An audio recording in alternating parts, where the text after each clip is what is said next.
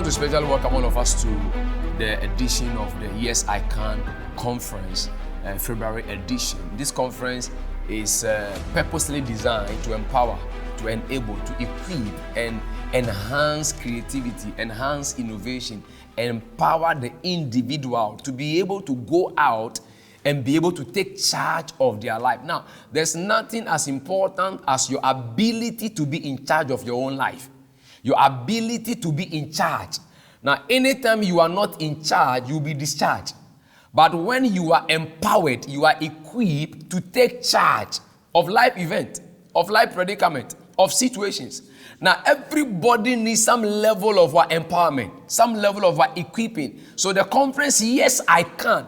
Now, the three most powerful personal affirmative words any individual can affirm within themselves is these three words: yes, I can. Yes, I can. Anytime you tell yourself these three internalized affirmative words, yes, I can, what you are doing is that you are programming and you are releasing yourself from the point of impossibility to a point of possibility. Hallelujah. Now, so I'm so excited about this particular conference. And this particular conference, we are talking about your ability to convert problems into project. Your ability to convert problems into project. So we are trying to say, or I'll be trying to convey to you and enable your enlighten us in a way that you should know that you are not a problem solver, but you are a project manager. Anytime you are able to move from the concept of problems to project, your brain sits better. Your understanding sits better. You know, naturally nobody likes what? Problem. But I'm going to talk in a way after today you are going to like problems. You are going to befriend problems. But before I do that, I want to give you some few truths, some few realizations, some few awareness, few things you need to know, about problem solving. How do I convert problems to what? Projects. So few knowledge, few nuggets, few wisdom that are necessary around this thing called problem. Number one, every day when you wake up, you have either two options at your disposal. You are either going to decide, number one, to accept responsibility, to change and tackle your problems. Or number two, you accept excuses why they are the way they are. Any day when you get up, any day when you get to work, any day when you get to church, any day when you get to your office, any day when you get to your contract base, you have two options at your disposal. Number one, to either accept responsibilities to tackle and change the issues, the problem, the calamity, the difficulties around you, or you are going to accept excuses why things are the way they are. Unfortunately, a lot of people who have what we call a victimized mindset. Victimized mindset is the mindset you have where you are always waiting for somebody else to come and help you. It is never your fault. Oh, I don't know why. You are broke and you are trying to be sympathetic. A lot of people try to be very sympathetic about their problems. Very soon I'll show you and I that crying about your problems does not take away problems. Worrying about your problems does not solve your problems. Now, we have not been taught because man by nature is five things. Number one, man by nature is lazy. The natural human being, you and I, if given the chance, you wake up, eat, watch movie, go back to bed, go to pleasure. Man by nature is lazy. So anybody who have to overcome laziness must be intentional. Anybody who have to overcome laziness, you must make personal effort. You must make an internalized decision. To make a decision to overcome what you call what? Laziness. You need to understand number two. Man by nature is sympathetic. You want to be sympathized with. So when you are sick, people should come to you. Oh, sorry, okay, they must come to you at the hospital. If you are a church person, especially women, we have to come to you in the church or in the world with some orange, some banana, some bread. So I am not saying that we should not, but you see, sympathy is not what you need in problem solving. You need somebody who will empathize with you, not somebody who will pity you. Pity is suggestive of victimizing. Empathy is born out of compassion. Anybody who is sympathizing with you, the reason don't help. It is not sympathizers that help. It is empathizers. Anybody who is empathizing with you, they are compassionate. So they come with compassion. And out of the compassion, benevolence, kindness, care is born, because benevolence, kindness, care, they are all product of compassion. So when you are even a preacher, you have healing ministry, you have compassion towards the sick. So the compassion you have is going to activate even the healing anointing. So you don't need pity. As for pity, it leaves you where you are. One great disfavor you do to yourself is to be organizing pity party. A pity party is where you sit down for people to come around you and they should be, oh, sorry, okay, Sometimes, do you know that when people are pitying you are even crying the more? Women are victims of this one more. The more, do you know that 1 million sorry cannot solve your problem? 1 million, sorry, 1 million sorry cannot solve your problem. Me, I don't like sympathy. That's why I hardly tell people my problems. Because I realize that the people you are telling your problems to don't have capacity, don't have the ability, don't have what it takes. They are not even compassionate, nor willing, or intentional to help you elevate it. So man by nature is sympathetic. Number 3, man by nature is ungrateful. Man, the natural human being is very ungrateful. And ungratefulness causes people even to forget all the good you have done. Only one mistake they'll amplify. People who forget easily. It's a natural phenomenon. So you see, you cannot, I said 5 things, but 3 is okay. You cannot allow yourself to sit down there waiting for things to happen by themselves. Do you get to know there are 4 types of human beings in this life? 4 types of human beings. Number 1, those who wonder how things are happening. Those who wonder how things are happening. They don't even know, we don't even know how they are making the money. They are wondering how things are happening. They are wondering how people are building their churches, how people are succeeding, how people are increasing. They are just wondering. Number 2, those who are surprised at the happenings. Hey, like seriously? They're surprised. Number 3, those who are actually making things happen. Those who are making things happen. They are in the few. That's why world statistics or the global statistics index will tell you that 95% of the world wealth is in the hands of 5%. So 5% of human beings on this earth control 95% of the wealth. And 95% of the entire human race, they are only left only 5% of the wealth. Do you know why that is true? Another research from Harvard suggests they did some research. They realized that only 87% of human beings think they are thinking, but they are not thinking, they are worrying. Now 7. Because most of us don't even know the difference between thinking and worrying. My revered mentor, Bishop Titi Ofe, will tell you that worrying is using your mind to enlarge problems. But thinking is using your mind to solve problems. That is why you notice that most of the time when you say, oh, I am thinking, you are not thinking, no. Because thinking should take you to what we call, thinking uses 3 particular machineries. Number 1, assessment. Number 2, analysis. Number 3, evaluation. You assess, you analyze, and then you evaluate. Final evaluation gives you a conclusion. So when you think through the issue, you arrive at a reasonable, logical, meaningful, acceptable conclusion, which gives you a result, solution. But unfortunately, most people are not thinking. They're actually worrying. So you see that they're just brooding over the issue. And that's when overthinking sets in. Over what? Thinking. And once you overthink, depression can set in. Anxiety will set in. Fatigue will set in. And anytime you are overthinking, you are actually adding more fat to the problems. Along the way, I'll show you that problems are living things. So you don't leave problem unsolved, unhandled, untackled. So one reason why in the school of mentorship, why we tell you need a mentor is that your mentor is not your friend. Your mentor is not your cheerleader. Your mentor is not there to be clapping, oh, why are they? No, your mentor is there to monitor you and notice all your weaknesses. All your weaknesses, your shortcomings, then help you resolve them, deal with them, overcome them before you step on the altar. Because one thing your enemies are looking for around you are your weaknesses.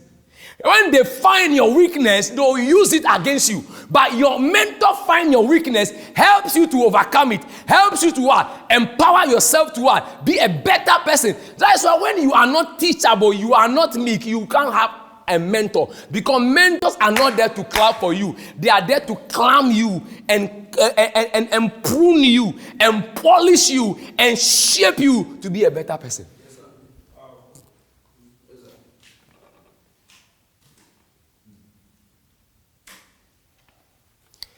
Every day when you wake up, when you get to work, when you get to church, when you get to your office, you are left with two options.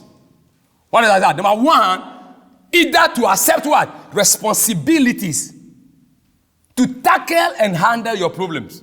Number two, either to accept excuses why things are not working. And I said, majority of us, we fall into the second part, excuses.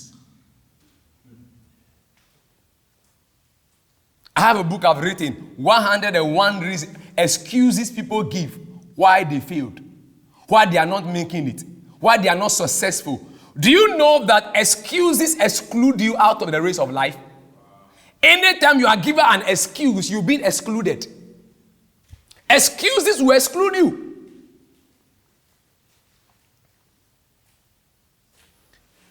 There is what you call solving problems. And there is what we call resolving problems. I'm sharing few thoughts with you on problem solving. These are called few thoughts. I said there is what we call solving problems. And there is what we call resolving problems. The two are not the same. Solving problems and resolving problems are not the same. Sometimes you solve problems. Sometimes you resolve. Now, the solving is unique. The resolving is also unique. What is the difference? To solve a problem means finding and locating all the necessary processes of correct answers to the problem. So anytime you say, I want to solve a problem, you are going to look for all the necessary processes that are needed. Okay, I'll give it to you in this simpler form. You are hungry. You are hungry. Somebody is hungry. That's a problem. For us to solve it, you want to cook. So first, you have to solve the hunger problem. I'll need food. So you have to go and buy groceries. You have to go and buy foodstuffs. Going to find the foodstuffs. I want to eat rice or I want to eat jollof rice. Jollof rice, you are hungry. The answer is what? Jollof rice. Now you must go to the market to go and do what? Buy the stuffs, the rice, the shrimps, and all the items. But buying the items, putting it all together, putting it down, does not solve your hunger problem. Does it solve your hunger problem? No. Buying foodstuffs, going for all of them, bringing them together to your kitchen, still the hunger will still be there. But you are solving what? Problem. How do you resolve? To resolve means you are finalizing and bringing the issue to conclusion. Most of us solve, we don't resolve. Let's resolve this. So there's a solving mechanism and there's what? A resolving mechanism. The solving is the first process. What does that mean? You are finding processes, means, medium, locating correct answers to the problem.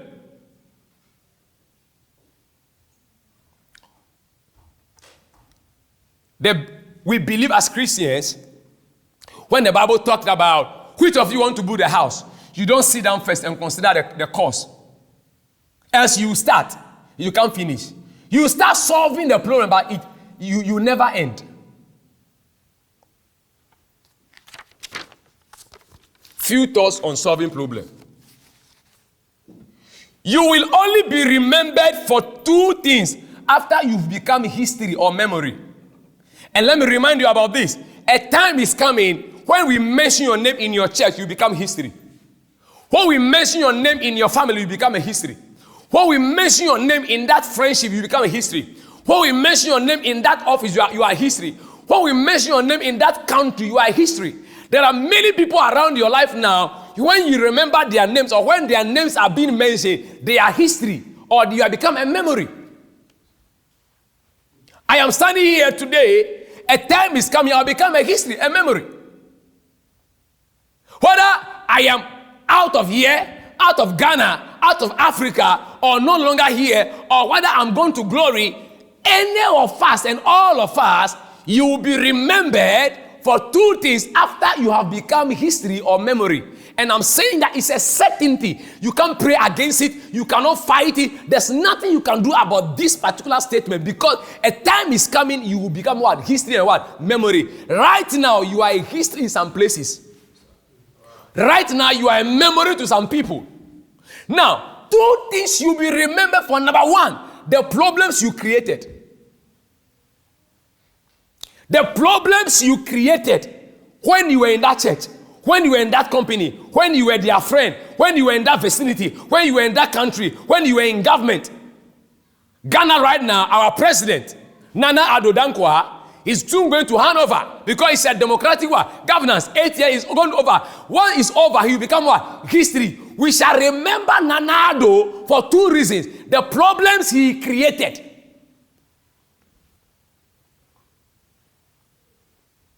And number two, the problems you solve.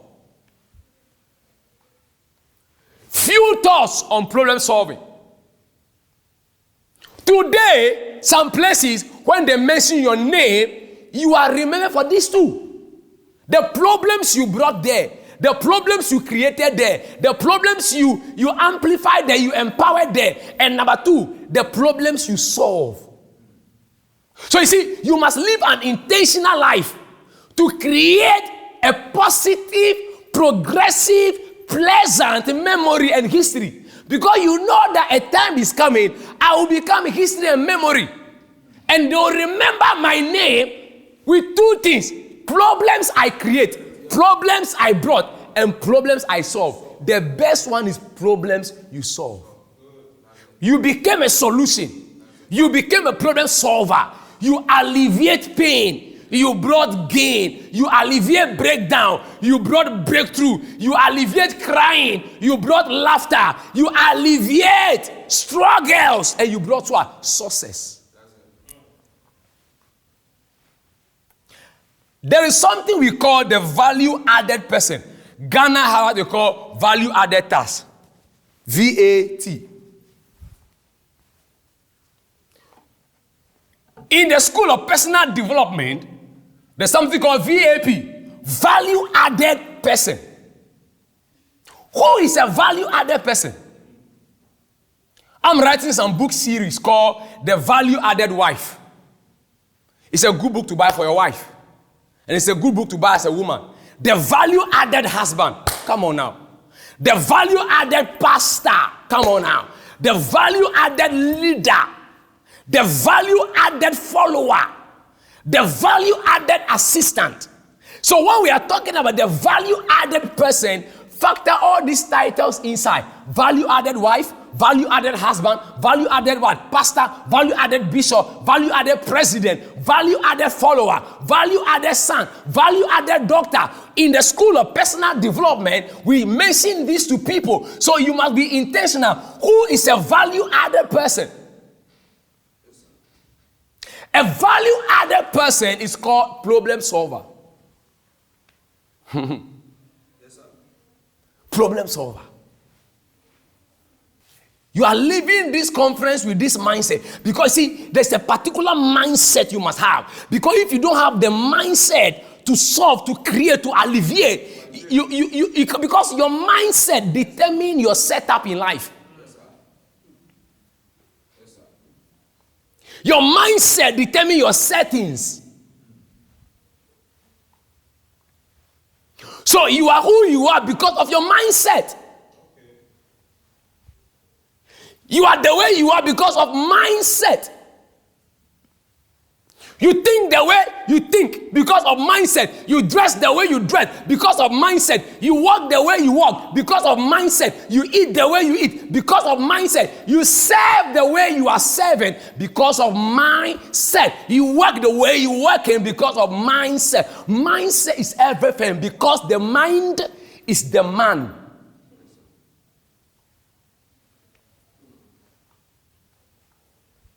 You cannot be any healthier than your mind. You cannot be any progressive than your mind.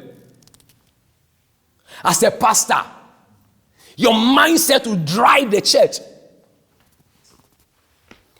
If the pastor does not have an excellent mindset, he will not drive towards excellence. If the pastor does not have a prosperity mindset, he will not drive towards that. If the pastor does not have mentorship mindset, he will not drive towards that. So you are going a particular tangent in life because of your mindset. When the driver is on the steering driving, he's going somewhere. The direction of the driver depends on his mindset, where he's going.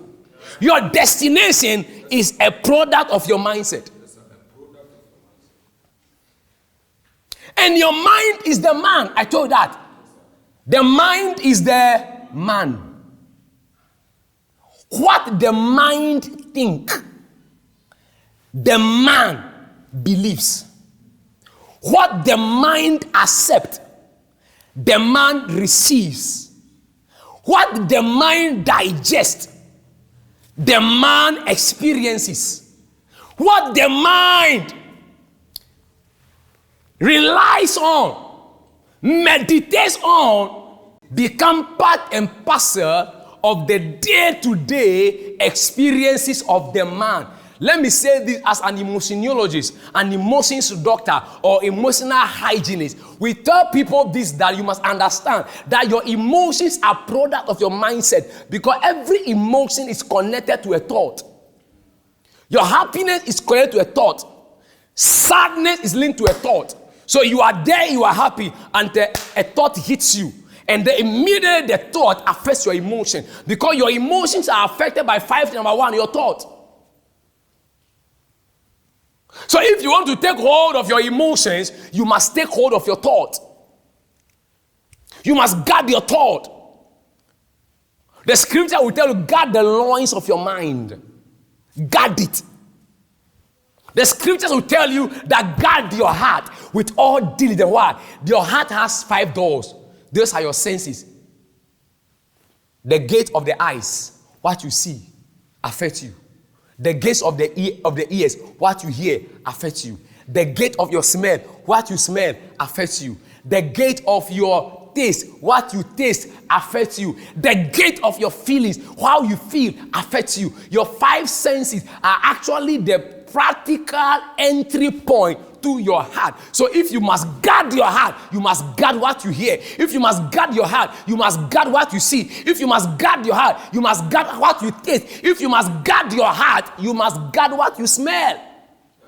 And these things are not voluntary, it must be intentional. The value-added person is a problem solver. The value-added wife is a problem solver. The value-added husband is a problem solver. The value-added pastor is a problem solver. The value-added follower is a problem solver. The value-added president is a problem solver. The value-added MP is a problem solver. The value-added leader is a problem solver. The value-added son is a problem solver. The value-added daughter is a problem solver. And as a problem solver, there are 7 things you must understand. Number 1, you must not hate problems. This is a key factor. Never hate problems. Why? Life is about problems.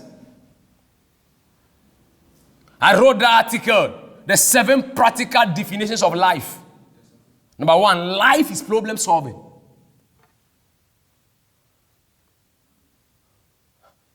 Why must you hate problems? Let me help you with this one. When you have a car and your car has a problem, as the owner, you are angry, isn't it? As the owner of the car, you are angry, but the mechanic is happy. The mechanic is happy because he has been trained, equipped to solve that problem. That's how he makes his money. That's how he feeds his family. That's why he buys his clothes. That's how he buys his car. So the mechanic does not hate car problems. The mechanic likes car problems.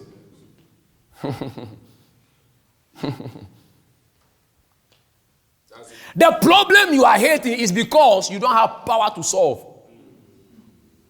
The problem you are hating is because you don't have the skill to solve. The problem you are hating is because you don't have the effrontery, the audacity, the machinery, the power to solve. That's why you are angry at problems. Somebody else is happy.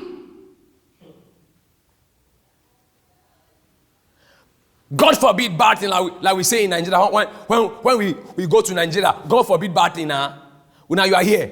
God forbid bad thing. Now, if you carry your phone, when your phone hit the ground, and the screen where the screen don't tag the do what I give you a scatter. You are angry, but do you know that the phone repeller now make happy? Now you make happy. That's why, do you notice that anytime you carry a problem to a problem solver who is trained, equipped, edified to solve, they are smiling, they are happy. Oh, you are not here. They are smiling, they are happy, and they are energized. Why? Money has come. Come on now. A new car has come. Because they don't hate problems. You are hating problems because you are not trained, you are not equipped, you are not empowered, you are not engineered, you are not prepared to solve. That is why. But the person trained, created, designed, prepared to solve that problem is happy. Every problem solver, they never hate problems.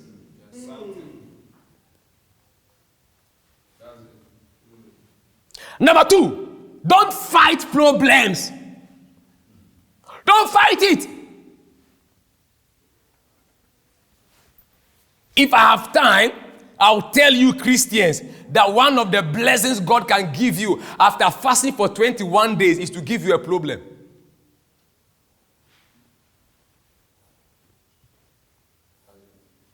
Because in the school, you should understand that I am a certified financial coach. So in the school of financial intelligence, we teach and we tell people that money is hiding in some places. Nobody just gives you money for free.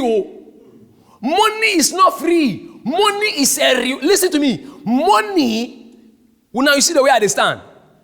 Money is a reward for solving problems. More money is a reward for solving more problems. Much money is a reward for solving much problem. So the quality of the problem you are solving determines the quality of the lazia, the kwasha, the kudi that comes into your pocket or your wallet or your account.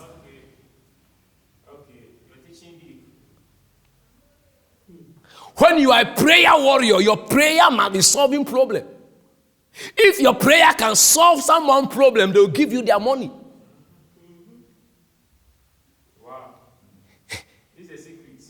It's not just about praying. The prayer must solve a problem.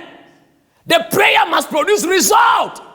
So Christian, don't just pray. You are not just praying just to exercise your mouth. Yes, and the muscles around your tongue. That's not why we pray. We pray to solve problems. And let me chip this in because somebody will need it somewhere else. Because when you are even praying, there are 4 types of prayers you must pray intentionally. Number 1, preventive prayers. Preventive. You pray to prevent. They tell you prevention is better than what? Cure. So you can go to church as a Christian and you are praying into the year that, Father, this business I am entering, guide my steps. Order my steps, for it is written, the steps of the righteous are ordered by the Lord. You are praying this prayer because you don't want to fall into temptation. That's why the scriptures will tell you Christians and we Christians and we believers that, guess what? Pray that you shall not enter into a temptation. So one of the antidote for not falling into temptation is prayer. So a prayerless Christian has less power to overcome what? Temptation. You fall into temptation. So praying that you will not enter temptation is called preventive prayers. Praying to pray. You don't know. But guess what? Because of Abraham Maslow's hierarchy of needs, food, shelter, and all those things, we focus more on those things. We focus our prayers. But Christians, the Bible tells you and I that don't think of what you eat. Don't think of what you wear. Don't think about those stuff. But you see, when we are praying and we give you preventive prayer, you don't pray it well. Because immediately you cannot resonate with it. Do you know if I say pray a prayer right now, that any accusation against you, you overcome. And nobody is accusing you of anything. You can't pray this prayer very well. But do you know that when you are in the middle of an accusation and we raise a prayer point like that, your voice will be the loudest. So you don't need to be inside to pray. Immediately you are inside before you are praying. We call that curative. That's how prevention is better than cure. So preventive prayers you pray to prevent it from happening. Number 2, curative prayers you pray because you are already inside the problem. Just like guidelines and counseling. When you get proper guidance, you don't need counseling. I am the nation's counselor and the nation's life coach. You must understand that. When you go, the nation's counselor is speaking. When you go for guidance, you don't need counseling because you will be guided to make the right choice. Making the right choice give you the right life. Making a quality choice give you a quality life. So most of us don't go for guidance. So we go on our own. Then we now have marital problem. So you need a counselor. You now have financial problem. So you need a financial counselor. When you go for guidance, they guide you. What to do, what step to take. You don't fall into a ditch. You don't mess up. But look at that. You are receiving independence too early. The third prayer you have as a believer is what we call diagnostic prayers. I'm giving you free apple. You can go to your church as a pastor, as a leader, and go and fire this. That today I'm talking about the 4 types of prayer we need to pray. Number 1, you need to pray preventive prayers. It is my apple, but you can make it your own. We are going to, you must be praying what we call curative prayer. Prayers to cure problems. And then diagnostic, understand? To diagnose. You don't know what is wrong. Why am I still like this? Why are things not moving forward? Why am I being delayed? Why am I being slowed down? Why? You want to diagnose.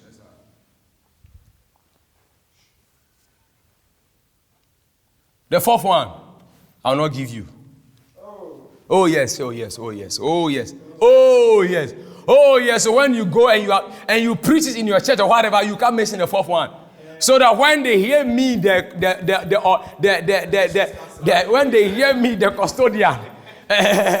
custodian, I'll mention all my own. Then they know that my own you hear. I am telling you, you do copy and paste. You do have you don't have the full story. Yes, sir.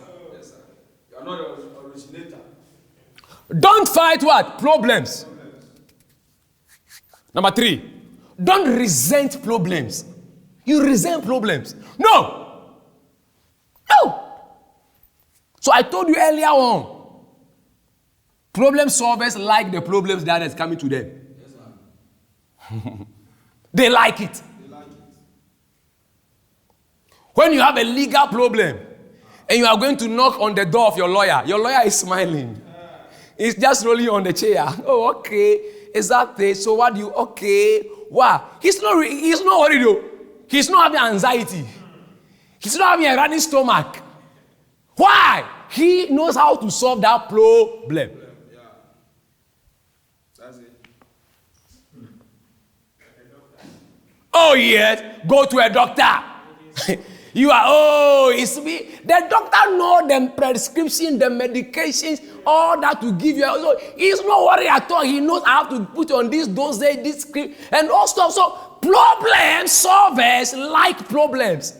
Yes, let me tell you, do you know why problem can never extinct out of this life? Yes, the day the last problem extinct, that's the day relevance will leave the earth.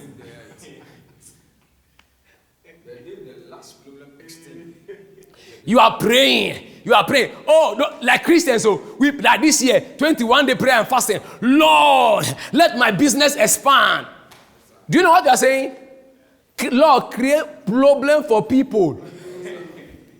More problems for people. Are you understanding? Oh Lord, my business must increase. My business must progress. Lord, I need today. I want to spread to Takoradi. You are saying that there must be more problems in Takoradi. Lord, Father, I want to go international. You are praying for international problems. You are praying for what? International problems. Wow, so educated. Because that's how you make money. Yes, sir. Yes, sir. That's it. So listen carefully. Christians' prayers create more problems than you ever think. Wow. So these 21 days fasting and prayer many churches have done, January, they have created so many problems across the world. Yes, sir. They have created so many challenges across the globe. They have created, even in their own house, in their own business, so many problems. Somebody's prayer creates your problem. Yes, your prayer created somebody else. Your prayer has created another person's problem. Oh, pastor, when you are praying for more members, Father, you are praying for, you want to have more problems. They have to consult you now. Yes, sir. So that anointing can cure. Yes, sir. Because the anointing is for yoke break, isn't it? Yes, sir. Pastors, if you are a pastor, your anointing is to break yoke, isn't it? Yes. So when you are praying, whatever, you are asking for more yoke on people. Yes, sir. The more anointing you are calling for, the more yoke you are calling for on people. Yes, sir. So that your anointing can break those yoke. Yes, sir. Do you now see why you must not hate problems? Yes, sir. Undiluted truth. You can't hate problems. You can't.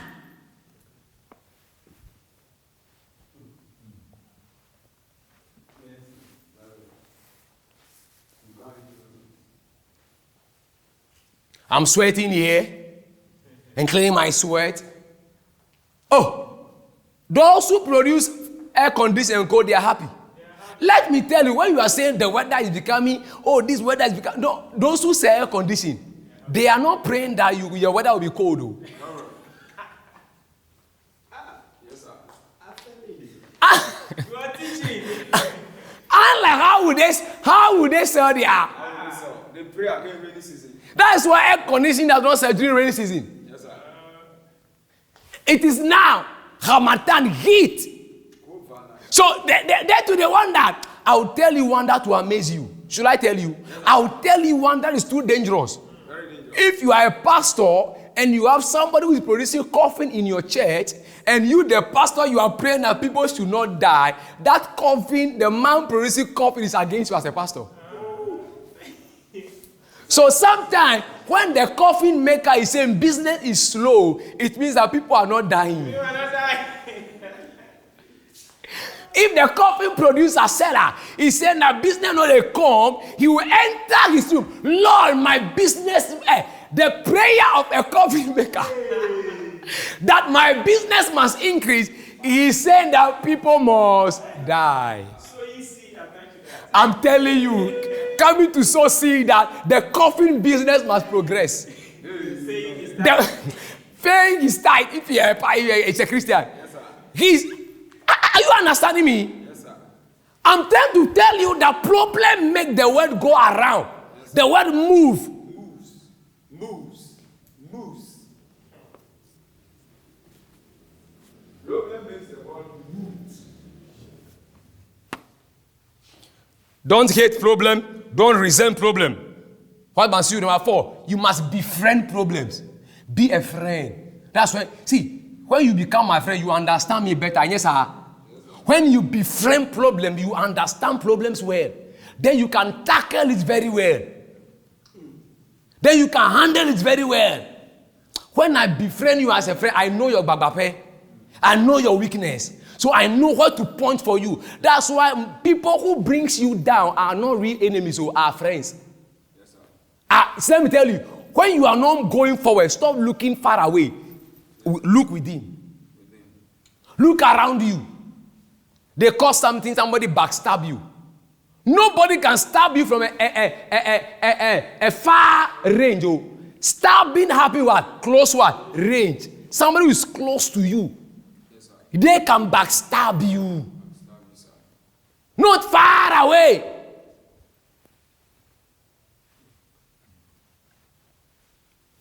Befriend me. I befriend problems. Oh. That's why I give people this secret. I discovered this concept last year. I'll borrow it for you. Thank you. It's an all-time concept. When things are not okay, that is when you must be okay. Because you must be okay to resolve and solve and tackle things that are not okay. If you are not okay, you cannot handle things that are not okay. You as a person, you must be okay. You must be okay mentally. You must be okay emotionally. You must be okay spiritually to handle things that are not okay. Can you imagine things are not okay and you are not okay? Can you imagine things are not okay? Your mind is not okay. Your soul is not okay. Your spirit is not okay. So the best time that you must be okay is when things are not okay. That is the only way you can make things that are not okay to become okay. That's why you don't need sympathy. Sometimes people ask me, Apostle, how are you? I said, I have no choice than to be okay. Let me blow in tongues as an apostle. Lagadulimi ovagadu lakata. Kegulu maya. If you don't like my tongue, don't worry. Just receive the power from the tongues. I have no choice than to be okay. When you walk out of here, that your friend that is sitting down there, mob, say, my brother, you have no choice than to be okay. Get up. You have no choice than to be okay. That's why I will tell you humorously that the first thing you must do when you have problem is to go and eat.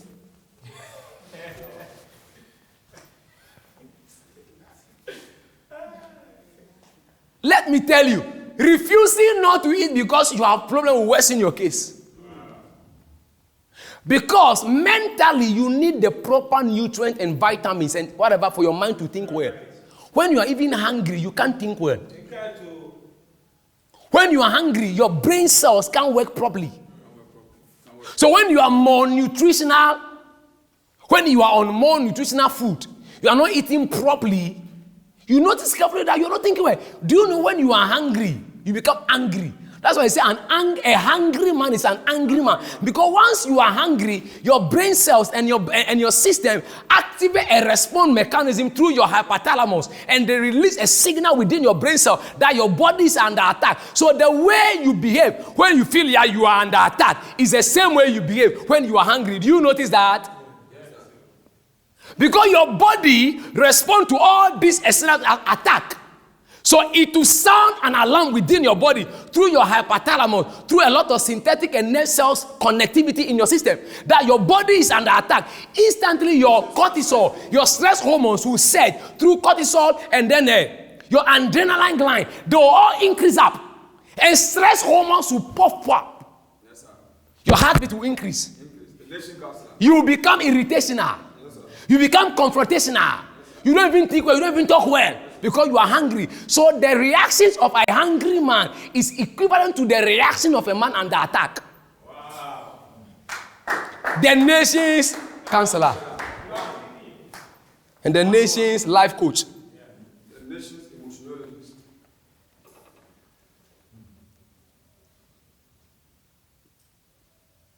Number 5. Don't criticize problems. Don't. Don't.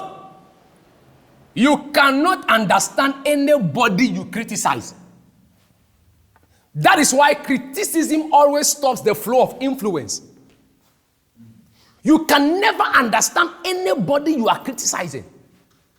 Because criticism, when you are criticizing anybody, you are provoking self-defense in people. So immediately you even begin to criticize me. When I see you, I'm become very defensive at once.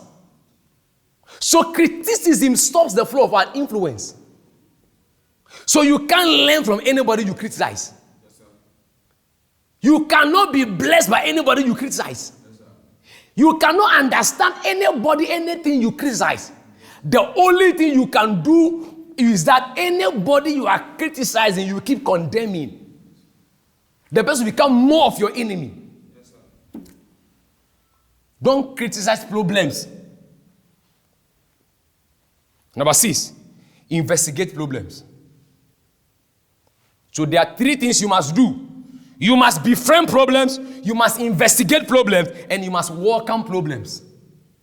The 4 things you must not do is that you must not hate problems, you must not fight problems, you must not resent problems, and you must not criticize problems.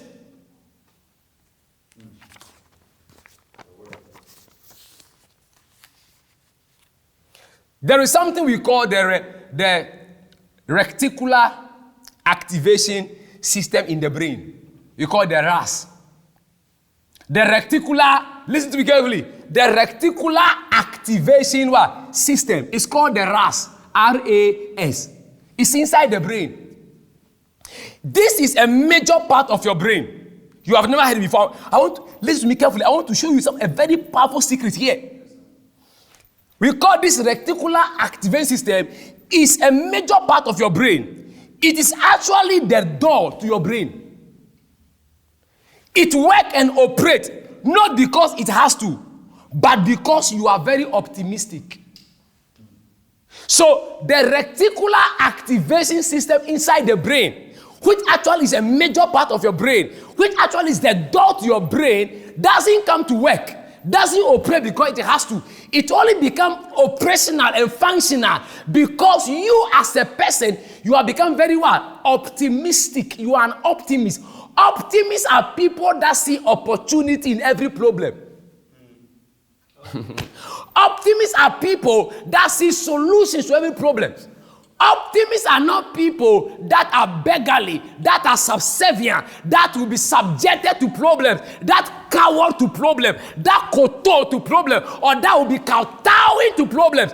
Optimists are men and women who have this can-do spirit, the possibility mindset. They believe that every problem has a solution. So they don't see problem as an opportunity. They see opportunity in every problem. They don't see problem with every issue. They see opportunity in every particular issue. That's how they think, and that's how they operate, and that's how they live their life. These people, they are the ones that put their reticular activation system inside the brain to work. And let me show you a secret. Every genius is not intelligent. Yes, sir. Every genius, they have a condition called incurable optimism. They have what? Who discovered the light bulb? Thomas what? Thomas Edison. How many times they say he has failed? People say 99 times. People say 999 times. Whether 99 or 999 times, let me ask you, if you write an exam for 99 times and you fail, are you intelligent? Wow. I am asking you, if you write one exam for 99 times and you fail, how intelligent are you? So when they asked him, he said, hey, I didn't fail 99 times. We only discovered 99 ways by which it will not work. Wow. But what Edison has, he has this condition called what? Incurable optimism. He believed that it is possible. Yes, he believed that there is a solution. He believes that there is a way around this. So genius, the only difference between a genius and those who are not genius is that they still wrong with problems.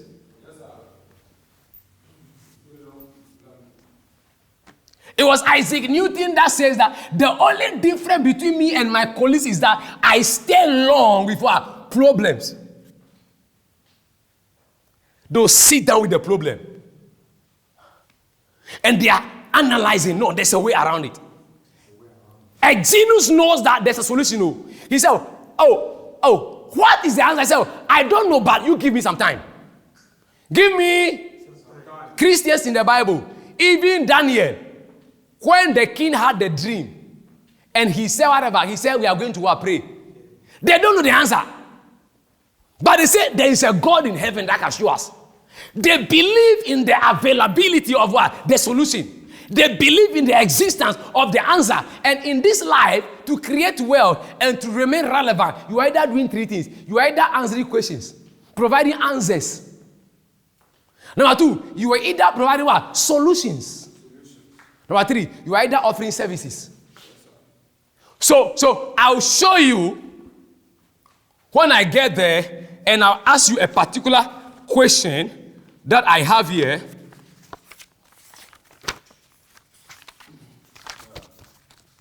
Creating value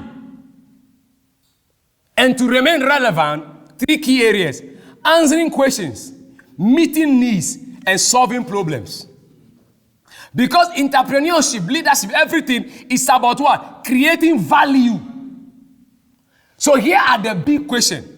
What kind of questions are you answering? What type of questions can I answer? Whose question am I answering? 2, what kind of needs am I meeting?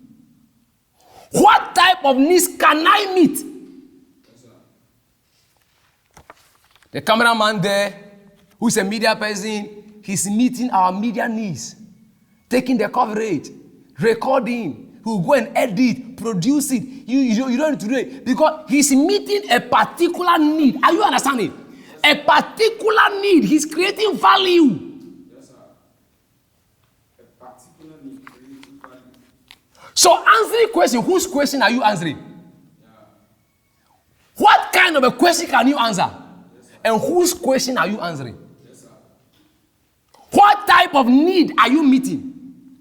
What need can you meet? Yes, sir. And whose needs am I meeting? Number 3, what kind of problem am I solving? What type of problem can I solve? And whose problem am I solving? Hear you me? So the reticular activating system, if you don't believe you can solve it, it will go to sleep. So all geniuses activate their reticular activation system in their brain through what? Optimism.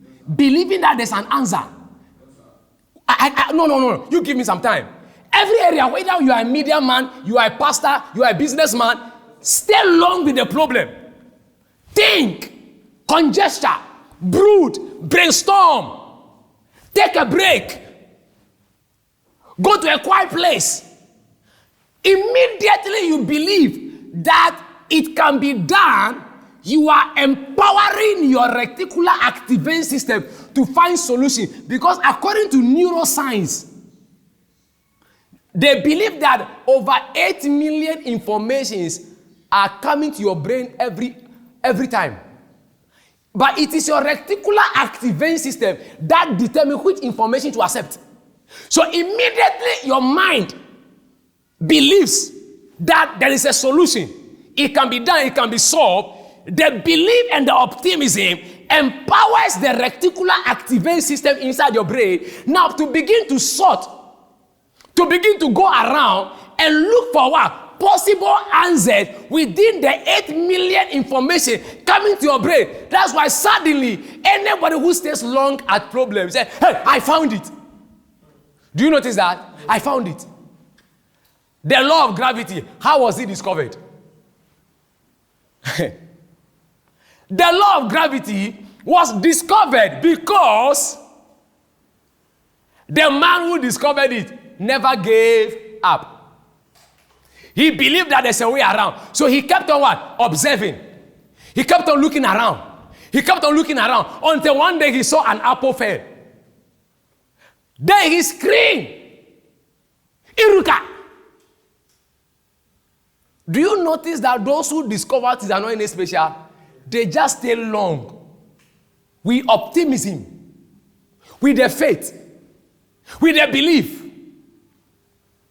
Suddenly the brain will work to find a solution. That's why Dr. Mike Medoc will tell you that when the heart decides what it wants, the mind will develop a roadmap to get there.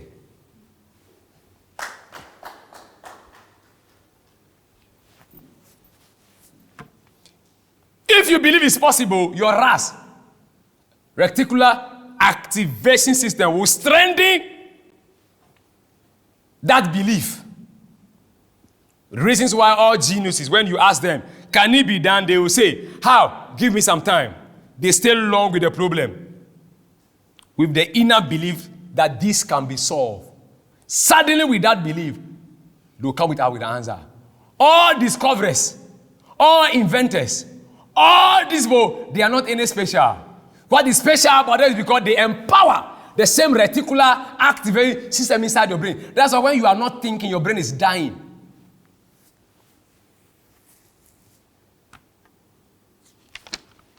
Few thoughts on problem solving.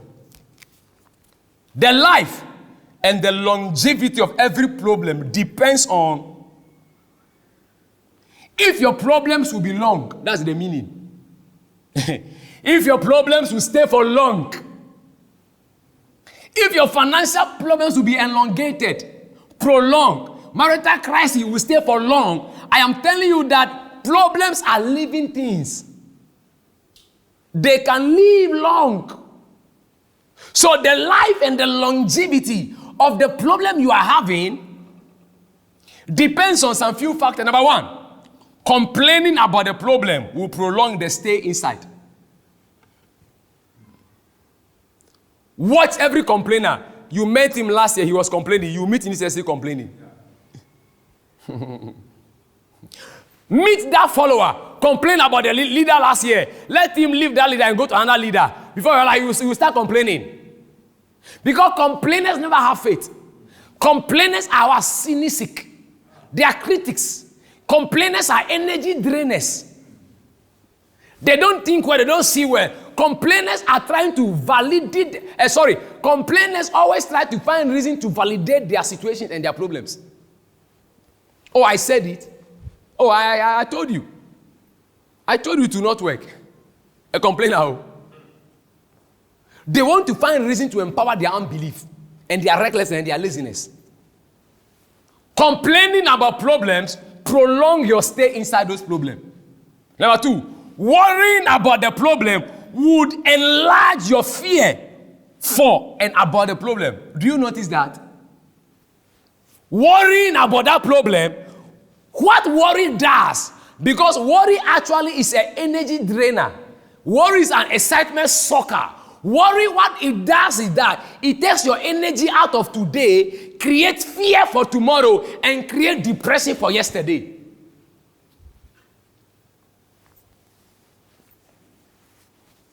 Oh yeah. Worry. It drains your energy for today. Create fear for your tomorrow. Create worry and depression for your what? Yesterday.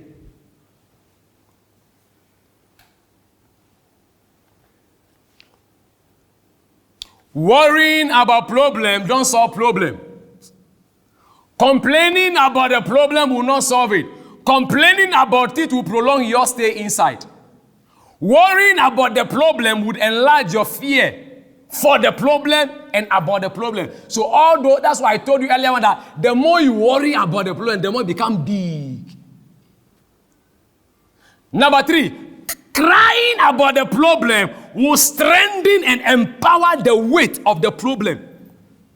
Crying about the problem would strengthen, would empower, would fortify the weight of the problem. That's why anytime you are crying about problem, you feel more weighty. You feel more depressed. Listen to me carefully. Depression is a weight. All those who are depressed are feeling very heavy in your heart. Have you been depressed before? You are heavy. Like you are carrying a weight.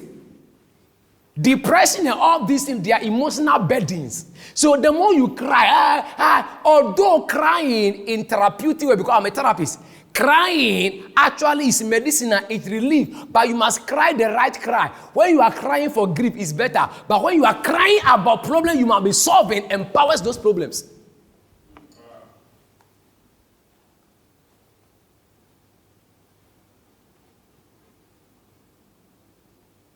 Number 4. Giving excuse about problems will allow the problems to hide and flourish. Do you notice that? You always give an excuse why you can't speak good English. What will happen? 10 years will pass. You are still bad at English. You are always giving an excuse why you cannot prosper. 10 years will come. You are still broke like what? Coffee broke man. Because anytime you are giving excuse, I told you earlier on, you exclude yourself. So I said in the beginning that when you wake up, you either accept responsibility to change, or you accept what? Excuses to stay inside. Problems are living things. Problems can grow and they can glow. We feed our problems with complaint. How do you feed them to be grow? So anytime you are complaining, you are feeding your problems. They are growing. You see how we feed problems? We feed problems with our complaint. We feed them with our worries. We feed them with our crying. And we feed them with our excuses. So wherever there are complainers, worries, excuses, and all these things, problems can never be solved. In a church, in a marriage, in a relationship, in a family, in a country, complaint never solve problem. Crying never solve problem. Excuses never solve. Rather, you are feeding them. You are empowering them. You are allowing the problem to stay and exist for longer. Few thoughts on problem solving.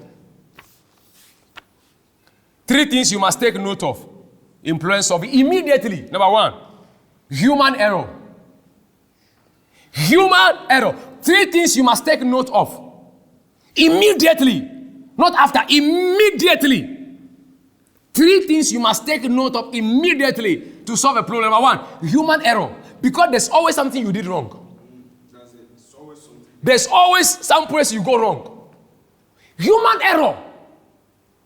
This is where a lot of Christians have problems. We spiritualize everything.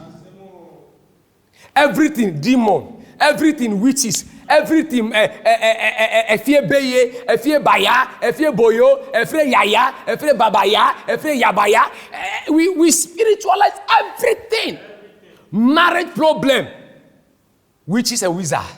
My grandmother, I used to say as a woman, you have a nasty character. You are rude. You are shrewd. You are tough. You are rough. You are arrogant. You are boastful. You are bossy. You are Amatazan. You are if you are Rambo. You are all this. You are a German leader in school. Hey! You are Ahoya Kaba. That's the character you have. And you enter marriage. That same character. How can your man love you? How can you enjoy marriage with a rude, a shrewd, a rough, a raw character, attitude? It's not demon. Last Saturday, I had a conference called the Attitude Conference. And I said some people, the only disadvantage they have in this life is a bad character. It's a bad attitude. The reason why you are not making more money in that your business is your bad attitude. Why you are not growing is bad attitude. If you can change your attitude, because in psychology, one of the greatest discovery in psychology now is that man has the ability to alter his life by altering his attitude. Once you can alter and change your attitude, you change your life. A change of attitude, a change of life. A bad attitude, bad life. Bad attitude, bad marriage. Bad attitude, bad emotion. Bad attitude, bad experience. Bad attitude, bad company. Bad attitude, bad everything. So if your attitudes are not right, you can pray right. Bad attitude plus good prayer, wrong life. Bad attitude, good fasting, failure life. Bad attitude, plenty money, sadness. But add bad attitude to everything. What you find is emptiness, anarchy, confusion, and failure. Wow.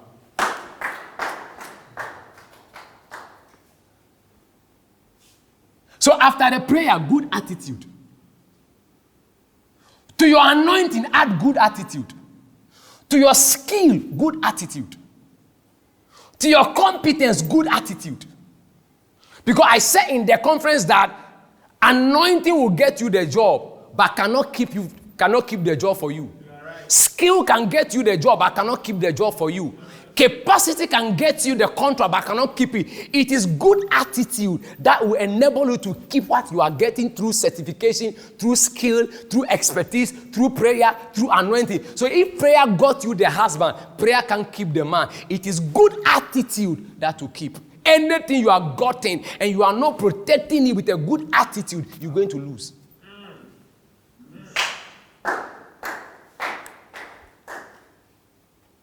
Human error. Where did you go wrong? What went wrong? Don't spiritualize everything. There's a fact in that. I'm coming there. Number 2, divine providence. What is God saying? Is God communicating something to you? What is God trying to do? There's a divine providence. Because when you are a Christian, you should understand carefully that it is not everything that is going wrong with you that is wrong in themselves. It is not everything that is going wrong with you that is wrong in itself. Because look at the guy called Joseph. Do you know that the day Joseph's father started to like him and bought him a coat of many colors, every event of his life were bad events, were unpleasant events. But everything was going wrong around Joseph, but actually it was going right. The guy have to interpret divine providence because God was inside working something out, but he didn't know. So when you read as a Christian, when you read the Bible carefully, in the book of, in Psalm 105, the Bible said that God sent a man ahead of them, even Joseph, who was sold for a slave. So his brothers were selling him, but before God, I am sending you. Come on. Wow. Because there was a prophetic word ahead of him. God gave Abraham that, Abraham, you must know of a certainty that your descendants, they will become as strangers in a foreign land. So Joseph must be the pioneer of their exile season. So he has to go ahead. So when he was being sold as a slave, in the mind of God, in divine realm, in divine archive, God is not selling him out. God is actually sending him through that particular medium. That's the only way. So when Joseph went, finally, his own father followed. Who was that? Jacob. That began the exile of Israel in Egypt for 430 years. So divine providence. That's why sometimes you should just try and find out. It's not demon. It's not human error. It is God. It's God. You can't bind everything. It's not bind. It's not demon. Let's ask the question. Job, what thing you do wrong? I'll shock you. When you are doing everything right, but everything is going wrong with your life, relax and be happy. God is involved. Wow. Thank you. I have a message called, It Is Not Your Fault. Don't blame yourself. It is not your fault. It was divinely orchestrated. Do you know that Saul, that was rejected, and God brought David? It was not his fault. God never liked Saul in the first place. Because Saul was a replacement of God in the life of what? The Israelite. The Israelite began to cry to God that we need a king. Just like the other nations. So Saul was just, Saul was the people's choice, not God's choice. Come on. Saul, he was the people's choice. He was not God's choice. So he just came. So immediately he did one mistake, God removed him.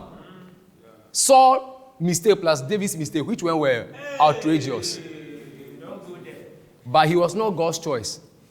That's why I keep telling you that if you are God's choice and you are inside the will of God, in the will of God, nothing can go wrong with you. Nothing can go wrong against you. Nothing can go wrong inside you. Nothing can go wrong against you. Why? Inside the will of God, all things work together for your good. Wow. Oh, don't just quote that scripture as a Christian. He said, for we know, no, we are believing, for we know that all things work together for good for those who love God and who are the called according to what? His purpose, his will.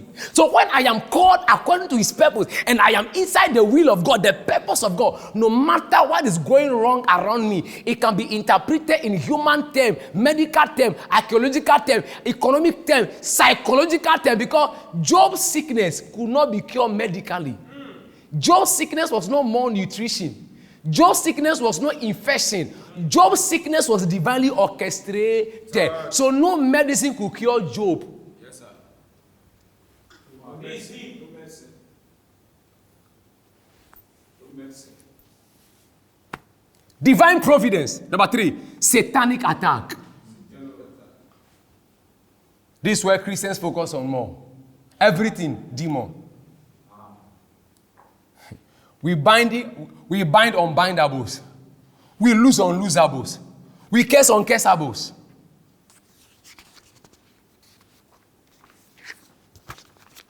God can bless you with a problem. Why? Because every problem must be seen through the problem-solving blueprint. And I'll give you the problem-solving blueprint now. Because I want to show you in the next 30 minutes. Every project manager has a blueprint. So to be able to be a problem solver who is a project manager, so I keep telling people that anytime you have a problem, don't call yourself, I have a financial project. Okay. When you have a financial problem, say I have a financial project. You have a marital problem, say I have a marital project. Because a project manager only solves what problem, isn't it? You are managing, you are bringing things together to build or to whatever. That's so you are. See, nobody cry over a project, isn't it? You are going to site, isn't it? Yes. So you need a project manager's mindset where they have a blueprint and they follow. This nice edifice was finished before it was erected. True of us? True of us?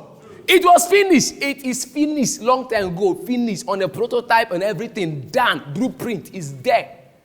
That's why you sit down here, whatever you are a finished product. That's why your present tense is God's past tense. Because God never starts anything he has not finished. He declares the end from the beginning. So when you see God start, he has finished you. So you are a finished product, but you have to go through process to arrive there.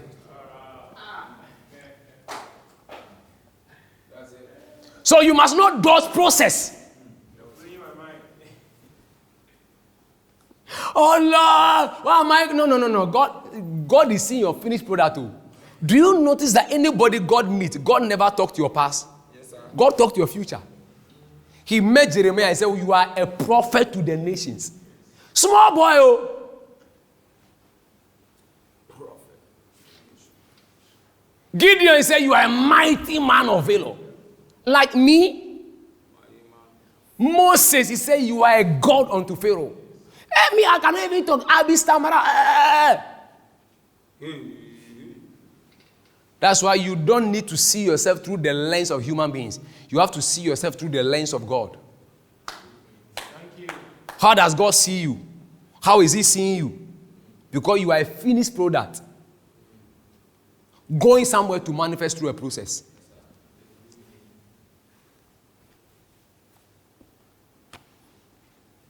Going somewhere to manage. The project manager's blueprint for solving problem. Number 1, P. Every problem, P, is a projector, is a predictor. Every problem, P, is what? A projector, is a predictor. Listen to me carefully. Any problem you are having is predicting something. It's projecting something. This is how project managers operate. When an architect walks into this building and sees a crack on the wall, That crack is suggestive of what? Something, isn't it? Isn't it? It's a pointer. That is why you must understand today that pain is not a bad thing. Pain is not what? A bad thing. Pain is only telling you that something is wrong. Pain is drawing your attention of some wrongdoing, some mismanagement, some error happening somewhere. Yeah. I don't know whether you have experienced this before, but I have. Sometimes there was a cut on your skin and you never felt any pain, so you didn't even know anything cut you.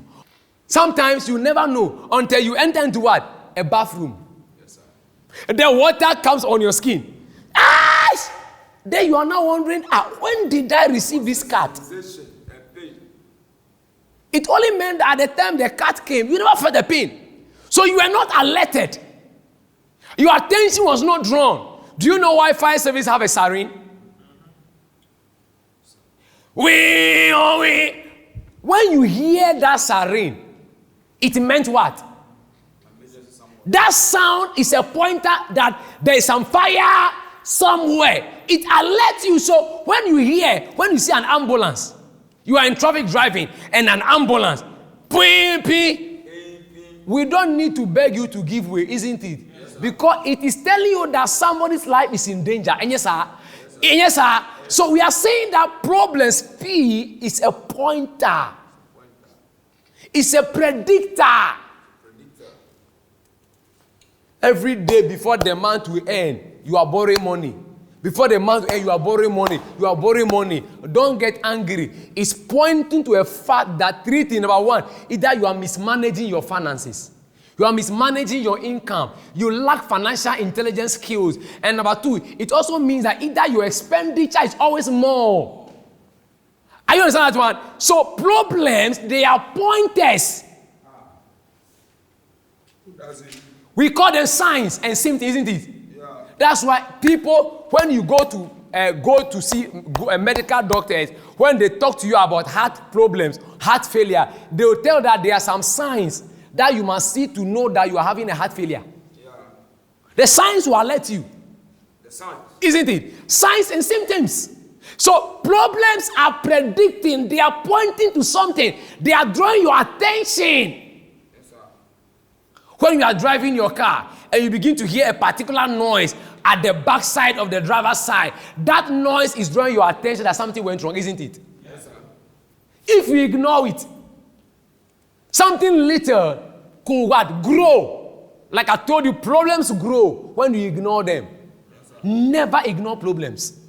Never abandon problems, because the more you ignore them, the more they grow.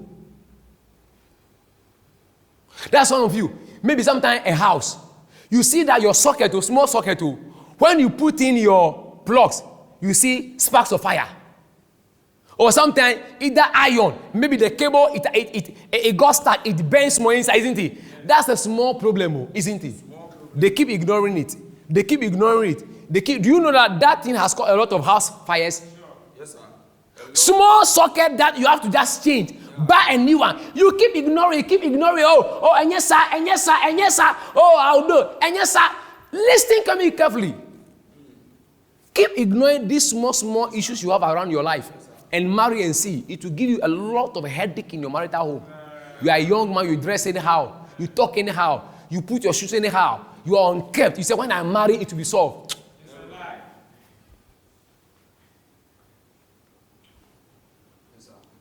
You are a sister, you are on your own. You eat anyhow. You can leave bowls and wash for 1 week, you never wash. You say, oh, when I married there, I know how to keep my kitchen well. It's a lie. You are learning that thing, it will grow. Little foxes grow. When you are a Christian, you should understand that the serpent in Genesis, that was not dealt with, became what? A dragon in what? Revelation. That's your small serpental problem. If you allow it not tackle, it become a dragon and an old serpent. Yes. Problem R. I'm giving you the blueprint. This is what you use to be a project manager. So anytime you have a financial problem, fix it into this particular blueprint. Number one is pointing to something. What is this problem pointing to? What is it predicting? That if you don't have, very soon you go into debt. It's predicting your failure. It's predicting your disgrace if you don't handle it. So they predict. They are reminders. It's reminding you. I like every problem, is an opportunity. Because inside every problem, I said that earlier on, is what? An opportunity. Number 1, to make money. Number 2, to increase your relevance. Number 3, to be promoted.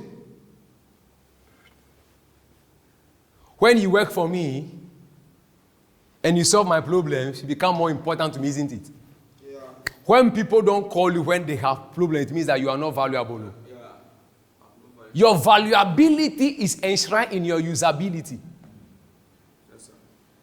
And your usability is seen in your valuability. Yes, sir. Your value is in your ability to be used. Yes, how useful are you? The word useful means you are full of use. The word useless means you have less use. It's not an insult. How useful are you? Your usefulness is connected to your value. That's it. Every problem is an opportunity, because inside every problem lies an opportunity to make money, to answer questions, to provide solution, to remain relevant, to receive promotion, to receive recognition, because every problem is an opportunity. Yes, sir. B, every problem is a blessing. Somebody does not want Doomsaw to end in Ghana. How many of you are aware about that? Yes, sir. They don't want it. Yes, sir. When Doomsaw ended, some business closed up. Yeah. Oh, yes. Every problem is a blessing in disguise. That's why if you fear problems, you will miss a lot of blessings. Yes, a lot of blessing comes, they wear problem what? Goggles and attire. Yeah. So when you are somebody in a workplace who always run away from problem, you will miss a lot of opportunities. If you are someone who always dodge whatever, you will miss opportunities. Because in a lot of opportunity, you will discover a lot of opportunities.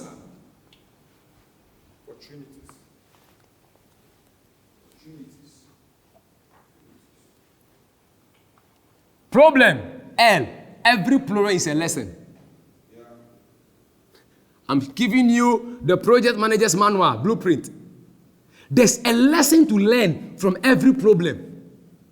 You must learn lessons that you learn from problems, situations, issues. They finally make you an experienced person, because experience is not what happens to a man. Experience is what a man have learned from what happens to him. So when they say you are an experienced person, it means you are full of what relevant lesson you have derived from the issues of life that you've been through.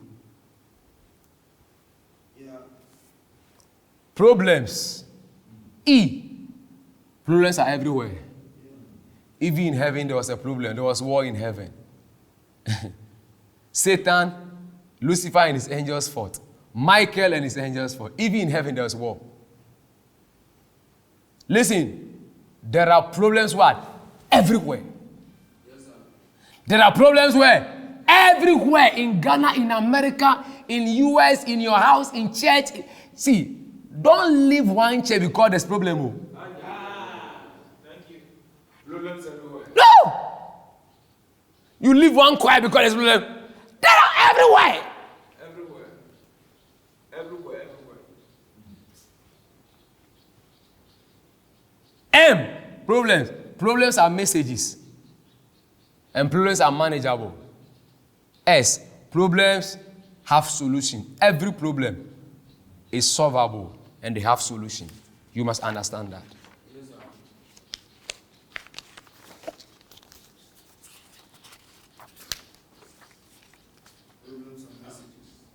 I think I have 10 minutes, so I can't really go into the mathematics of problem solving.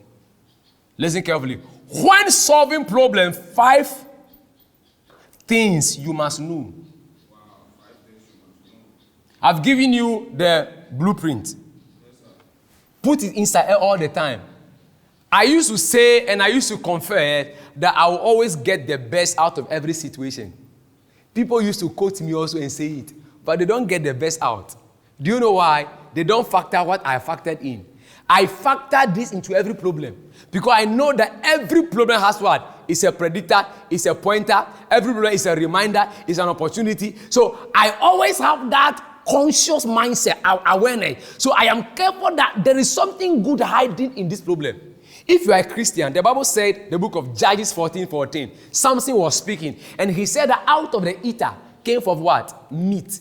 And out of the strong came from what? Sweetness. Samson was saying that thing that want to eat you, your food day inside. And that thing that seems stronger than you, your sweetness day inside. That's why usually every new beginning is discussed as painful endings.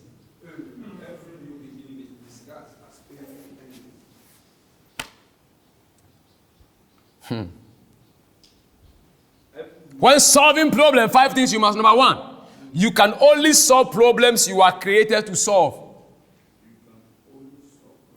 Don't try to solve every problem and everybody's problem. You create problem, you be in disorder, you create anarchy. One of the difficulties of leaders is to assign people to play roles that they have not been designed for. How do you pour petrol in a rubber bag? Polythene bags have not been designed to contain petrol. Are you listening? Yes, sir. Yes, sir. That's why in your car, they'll tell you the safest place to put children is at the back seat, not front. Disorder, distraction, delay always occur when people who have not been created to tackle to solve an issue have been assigned there. So you can only solve problems you are created to solve. That's actually the beginning. What I'm doing, I'm born for this. I'm created for this. So I don't struggle for what I'm doing. I was not created to be a footballer. No. So me deciding to become a footballer,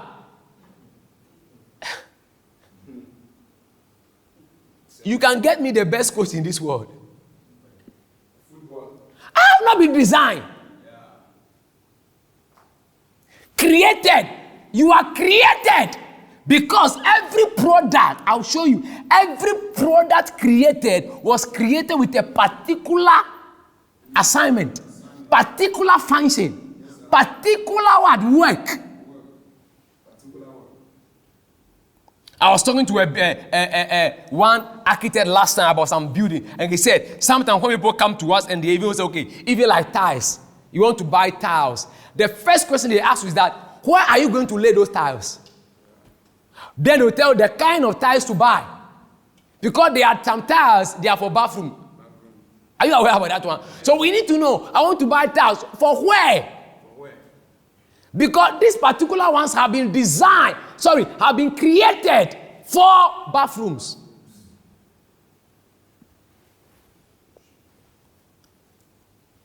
Number 2, you can only solve problems you are trained to solve. So number 1, after you discover that you have been created to solve this problem, you have an inherent talent, ability. It must therefore next be what? Trained.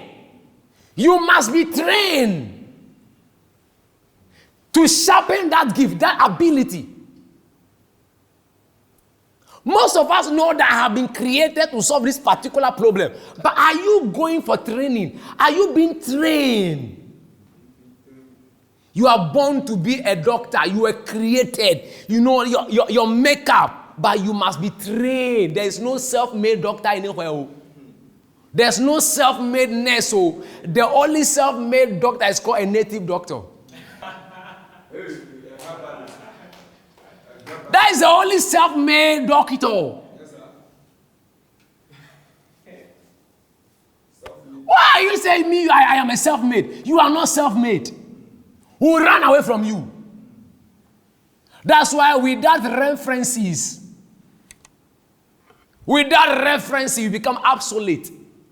Without references, you don't have a reference point. That's why without your story, your glory is questionable. Because behind every glory is a story. Do you know that behind every successful man is not a woman? Behind every successful man are so many unsuccessful years. You have not heard this before. Behind every successful man are many unsuccessful years, months, weeks, days, hours, minutes, and seconds. Because successful people fails more than unsuccessful people. The difference between the successful and the unsuccessful is that a successful man is just a failure who decided not to quit. But a failure is a successful man that decided to quit early. That's it. It's a quote. Problems, you can only solve problems you are trained to solve. All of us here right now, if our mister here has a problem, in this room right now, there's only one person I know has been trained to solve that. Hello? Eddie, we can't assign you to that. Although you love mischiefs. But you cannot solve it because you have not been trained. Pastor Foster, we cannot, we love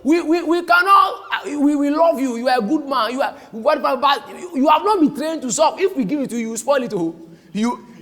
You will spoil it prayerfully. You will damage it sincerely. That's why sometimes you can be destroying things sincerely. Yes, sir. You can be destroying things sincerely. You are sincere, but you are wrong. Have you been sincerely wrong before? That's why you are operating on common sense. You must operate on what you call acquire sense and train sense. Acquire. Say acquire. You must acquire the sense, not common sense, not born sense. No, acquire sense. The only person I know that we can comfortably hand over that message to is Pastor Sepsin. Because we know he's trained for that. If today our sound is so bad, hey, you are talking here, Pastor Rick, I can't send you to go there. When we send you, you may try, but it will become worse because that is already problematic. You understand that? It's already problematic. Yes, sir. To solve that problem and maintain the solution, you need an expert. Yes, sir. An expert advice. Yes, sir. It's only see one person has been trained for that. Yeah, wow.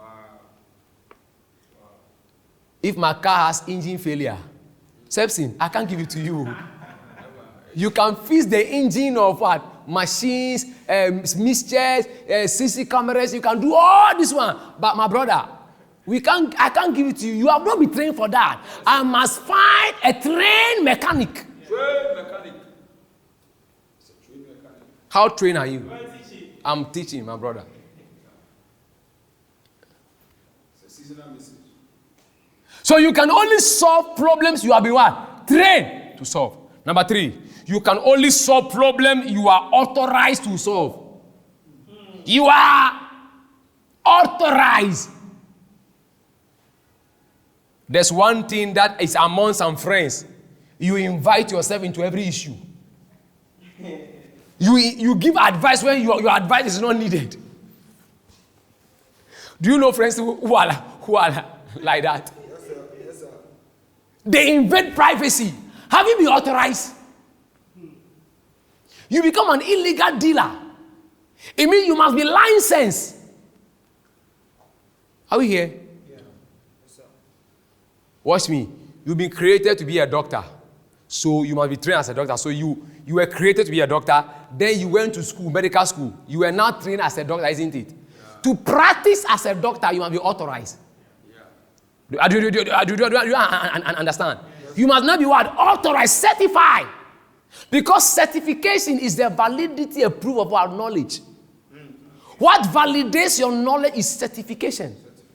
That's why you need to call driver's license. That to prove to us that you have been well trained to use the road and you understand road usage. You will not cause nuisance and accident on our roads. So you need authorization. Authorized everywhere. What our brother is doing, the media person is doing, he's been authorized. he can do it comfortably. He can tell Apostle, raise your hand. I want to face camera. I want to face whatever. I'll raise my hand, isn't it? You come and tell me, Apostle, raise your hand. I say, for what? Do you understand that one? When you are authorized, you have power. That's why the policeman is so confident on the road. His uniform is what? Authority. The whole Ghana government is behind the policeman. Are you aware about that? Yes, sir. They will stop any car. They just do like this. What must you do? You must stop. Do you know that most policemen, when they are not in uniform, they become afraid? Yes, sir. When you are even in uniform, you are standing in the night. The uniform psychologically empowers you. It takes away some. I'm telling you, it takes away some fear. Yes, I'm telling you. They are authorized. So they do it confidently. Anything you are not authorized to do, you may do it haphazardly.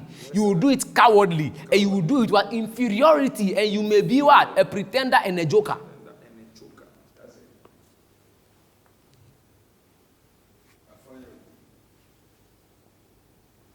That's why if you are a pastor, the things you are doing, has God authorized you? Or you are on your own? You do as you like. You say as you like. You need authorization. So you can only solve problems you have been authorized to solve. Number 4, you can only solve problems you are empowered and prepared to solve. That means you are equipped. I'll still use the doctor as an example. You are created to be a doctor. So you went for training. You were certified. Now you want to now establish a hospital. Don't you know that you need the right equipment? Yes, sir. Isn't it? When I come to your hospital, that you say, oh, you are doing MRI here. You don't have the right machines. Can you function well? No. That's why leaders who are authorizing people to solve problems that they don't equip them, they are failing. Yes, sir. Government that assign people. For example, GES, sometimes they change the syllabus for the school. For about 6 months or 1 year, there were no textbooks. No textbooks. So they have been created, trained, authorized, but they have not been equipped. Yes, sir. That's why the policeman has been equipped with a uniform, with a pistol, with a handcuff. He's been what? Equipped. There was a time they were crying for even vehicles that when you even call the police, they say, well, if you can come with a car and come and pick us. Do you remember those incidents? Because they don't have vehicles for mobility and visibility. So they have been created, trained, authorized, but they have not been well equipped. Resource. You can never solve problems effectively and efficiently without a well-resourced and equipped machinery and equipment and facility and devices. If you have media group in this church, you want to do Facebook Live, media and all those stuff, you must provide the equipment, good cameras, good sound card, true or false? You must equip them. Our government are not equipping our people, a lot of the functionaries, organizations, institutions to function well. They were created, they were trained, they were authorized, but less equipped, less resource.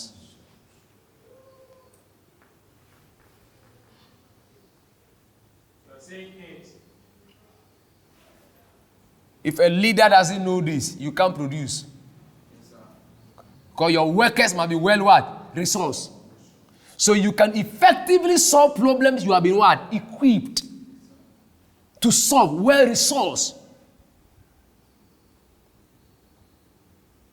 Number 5, finally, you can only solve problems you are designed to solve. It means you have been programmed to solve.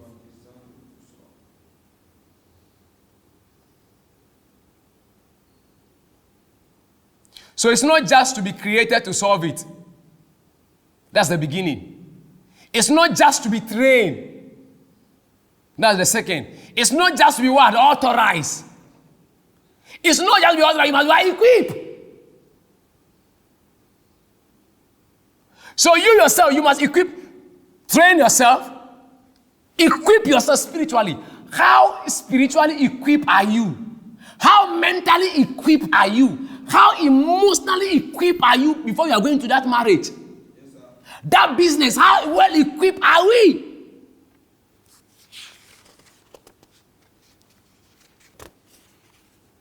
Like I say humorously, you cannot wish away problems. Don't forget that. You cannot wish away problems.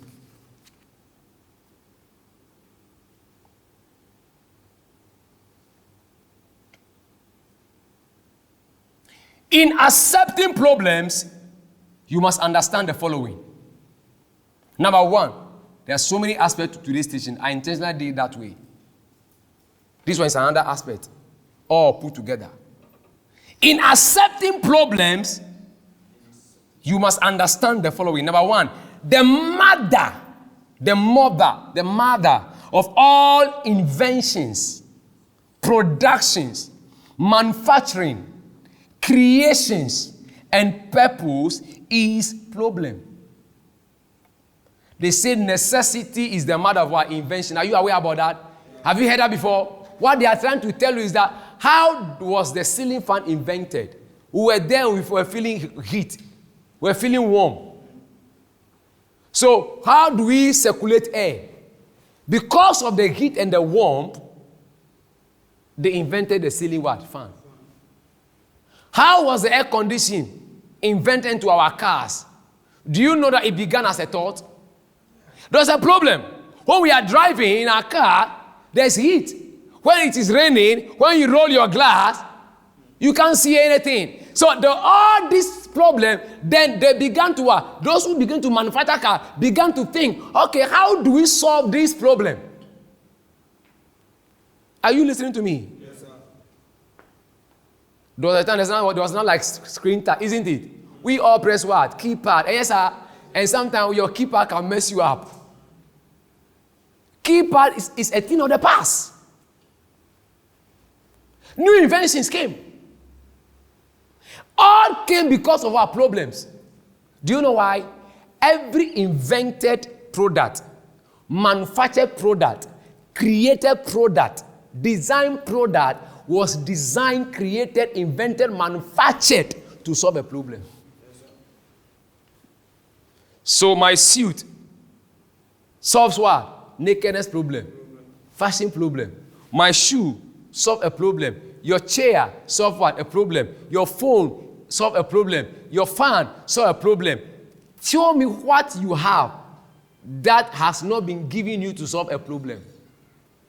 Show me. Show me. That's why you become irrelevant anywhere when you're not solving problem. Yes, sir. You become irrelevant when you are not, because you exist. Why do they hire you? Why are you employed? They employ you to solve problem. The company had a particular IT problem, and they are looking for somebody to come in and solve it. One of the most funniest things you see around here is that people who have been employed to solve problem come into the office and they sit and then they are complaining. Why are you employed? You were employed to solve. See, when I employ you, it means I have a problem now. Help me solve it. That's why my Bishop Alote, he said that when he employed you to come and work for him, and you come to his office and you are talking about problem, he will fire you. Because why did he employ you in the first place? To solve it. To talk about problem? To what? Solve. Give me solution. Provide solution. Are you listening to me carefully? Because nothing created, invented, manufactured, designed was designed just for the fun. It was designed with a purpose in mind. The lapel microphone was designed initially. It was even what? Cord, isn't it? Yes. Was it not cord microphone with long cord all over the places? Cord, and we realized that no. Then we thought that they improve. Then we are now have cordless. Cordless now you have to even hold the microphone in your hand. You have to hold the microphone in your hand. Then we realize that it becomes too cumbersome. Too cumbersome. Can't we have something else? So people went back and sat down. Once you are saying it's not possible, people are thinking how to solve it. And I told you that about your reticular activate your system inside your brain. Immediately you are believing that it's possible. There's a way around it. You activate that in your mind. You stay long, solutions will come because 8 million over information comes to you always all the time. That's it. Then they brought out the lapel what? Microphone. You'll be surprised very soon. What is coming? What? Airwave. Yes. Now, if you look at Apple, AirPod and what? Yeah. AirPod and all this way, transfer. So many things now. They are only being created to simplify life. Yes, write this if you are writing. Every creation that will add value to human life become relevant. Number 2, every invention, production, manufacturing that was invented, created, produced, the purpose and the intention of that is to simplify life. Nobody like a cumbersome life. So the screen touch that we now use on our phones is to simplify what? Our life, isn't it? Yes, even the charging system now you have wireless charging, isn't it? Yeah. You just put your phone on the thing where it's charging. No cable, are you aware about that? Yeah. There are even Bluetooth chargers. Yeah. Why?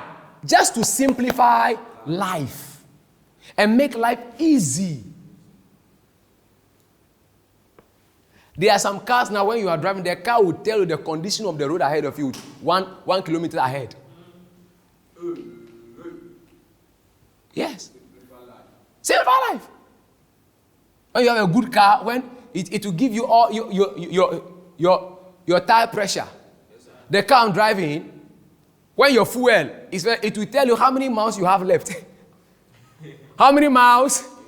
It will tell you the petrol. It will tell you that you are left with what? 12 miles to empty. Can you imagine? It's not a very good thing. It's a very good thing. To simplify life. You short in traffic.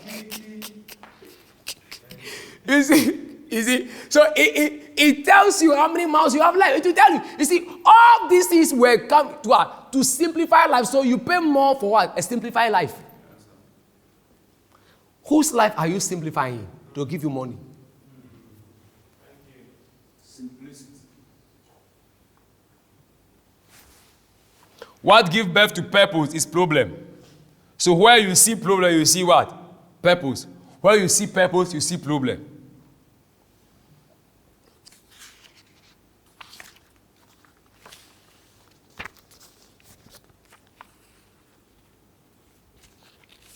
I want to say to you as I close that your perception of the problem is actually the problem. The problem is not the problem, but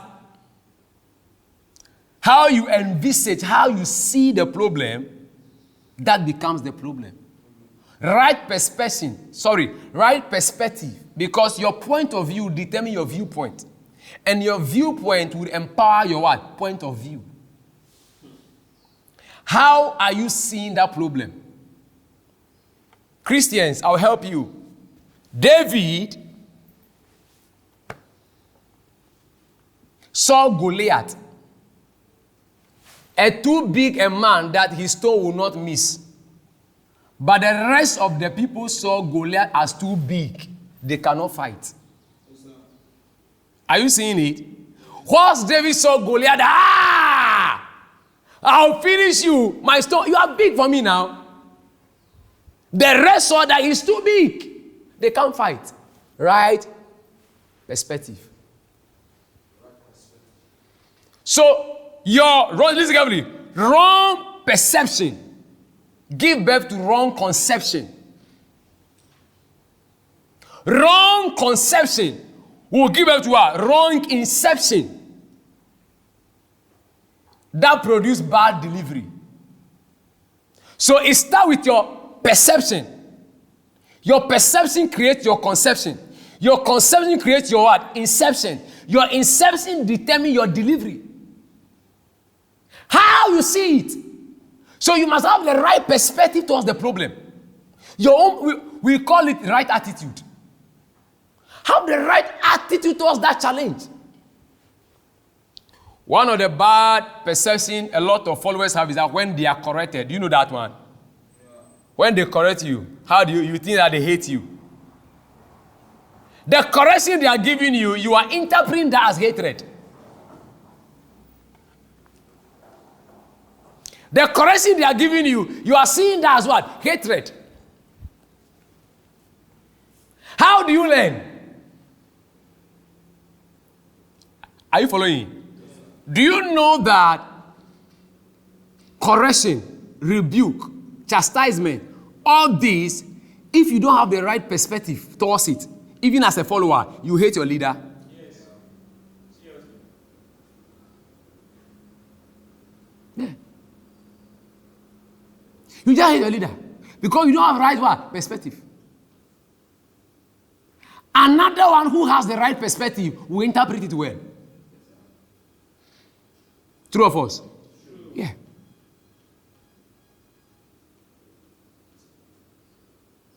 Are we here? Yeah.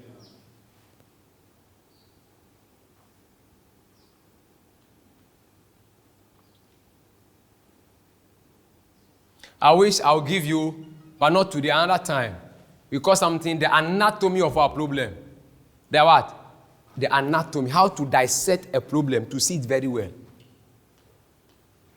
Do you know that if this TV screen is mine and it's no longer fine and I take it to the repair, what is the first thing that they want to do? They want to dissect it. They want to open it up. You want to what? Open it up. Watch me. If I need to solve your problem, I need to open you up. Yes, sir. There must first be. But sometimes we don't like when they are opening you up. They have to dissect you. Yes, open you. Yes, when you have a wound. Have you seen somebody who has a gunshot before?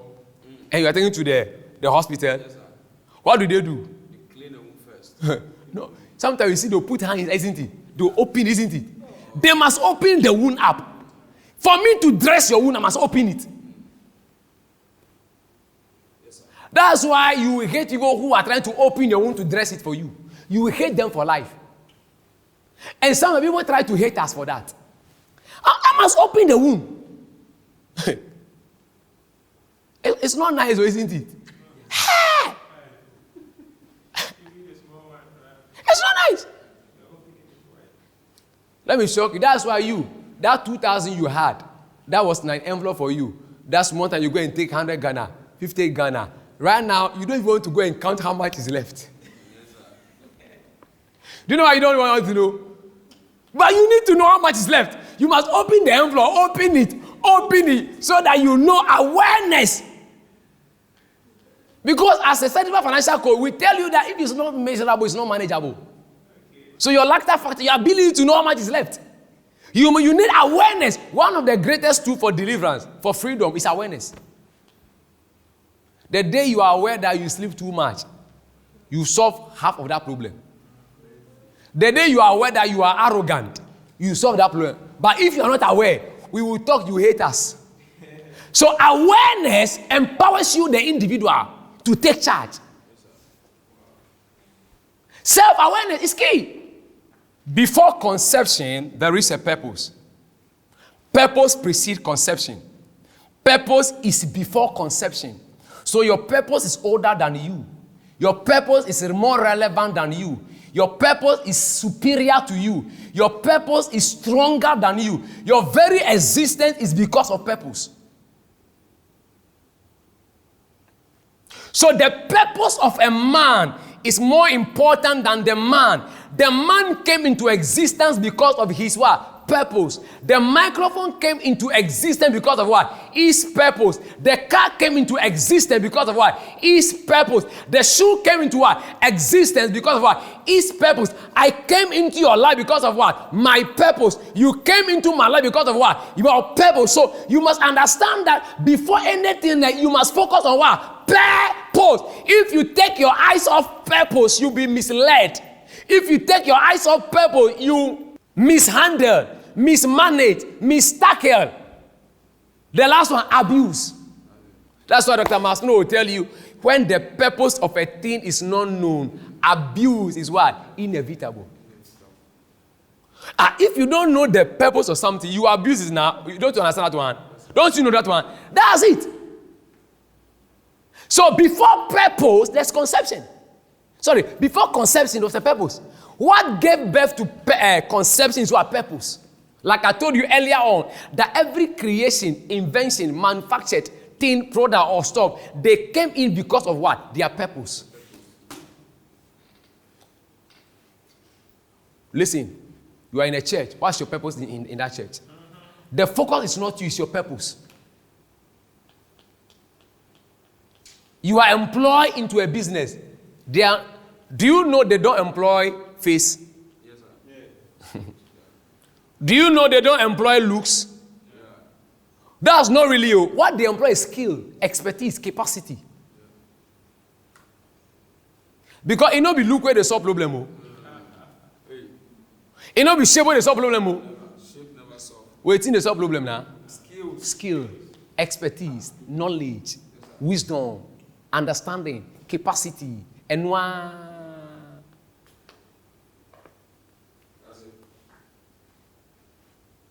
As I'm here, my purpose is more important than me.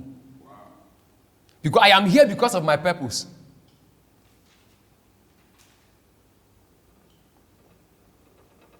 That's why, do you know that whatever you have, once the thing is no longer serving its purpose, what happens to it? You discard it. Or? Yes, Oh. it's a raw truth. Right. When do you change your phone? The phone is messing up. It's not performing the purpose. Do you think that I love this iPad so much? This iPad where I carry. When I used to say because I like it, I don't like it too. I'm holding because of its purpose. Immediately it cannot function and do what I ask it to do. I'll start getting frustrated. When I press camera, it will give me note. When I press note, I say, what's wrong with you now? Very soon, if you continue messing up, what will I will leave it behind. You see your life, once you continue messing up, you are going to lose. Purpose. Once you take your eyes off the purpose, it's no longer producing. Are we here? Purpose. Focus on purpose. Why did God create the purpose? Christians, Jesus said, for this cause I came. For this cause I came into the world. Why did he come? He came for a cause. Hello? Very soon, that your air conditioning, you are going to throw it out. Do you know why? When you on, you know they work again. Your services are, still, they chill. Then you call, they say, oh, Apai is spoiled. This one there, you have to buy a new one. It is not on the wall because it is there to give out decoration. It's there because of what? Its purpose. As long as it's no longer meeting its purpose, it must be brought down. Christians, Jesus said the axe is laid to every tree, to the root, which does not produce fruit. It will be cut down. Why are you not cutting people who are not producing fruit down? That's why I like companies, so they can hire, they can fire. Yeah. Oh yeah, you are not producing result now. Why did you come? It will produce results.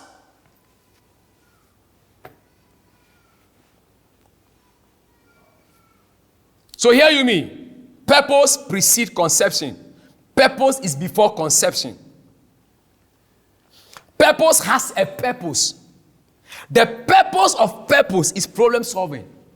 Purpose itself has a purpose.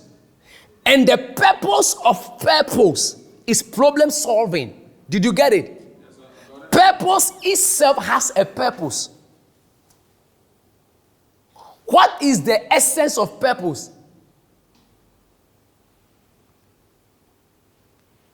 Purpose itself has a purpose. The purpose of a purpose is problem solving.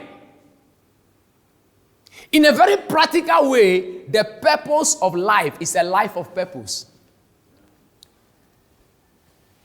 Did you understand now?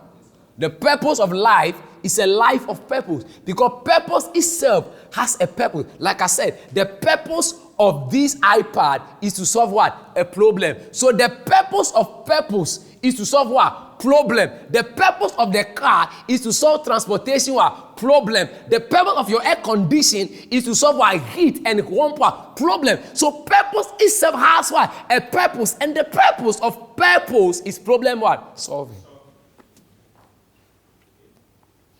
Everybody is born with a purpose. And that purpose is to solve a problem. So you are created for a particular purpose. Find it. Stay there. That's why I told you there are 5 things you must know if you can solve problem. Number 1, the problem you can only solve is the one you are created to solve. You are created for that. Your purpose is that. Everything created, manufactured, produced is sought to solve a problem. Everyone who has invented or is employed to solve a problem. We don't hire personality, but we hire skill. Money basically hide in, I told you, 7 places. Number 1, problem. Those who solve problem make money. Whose problem you are solving determine whose money you'll be spending.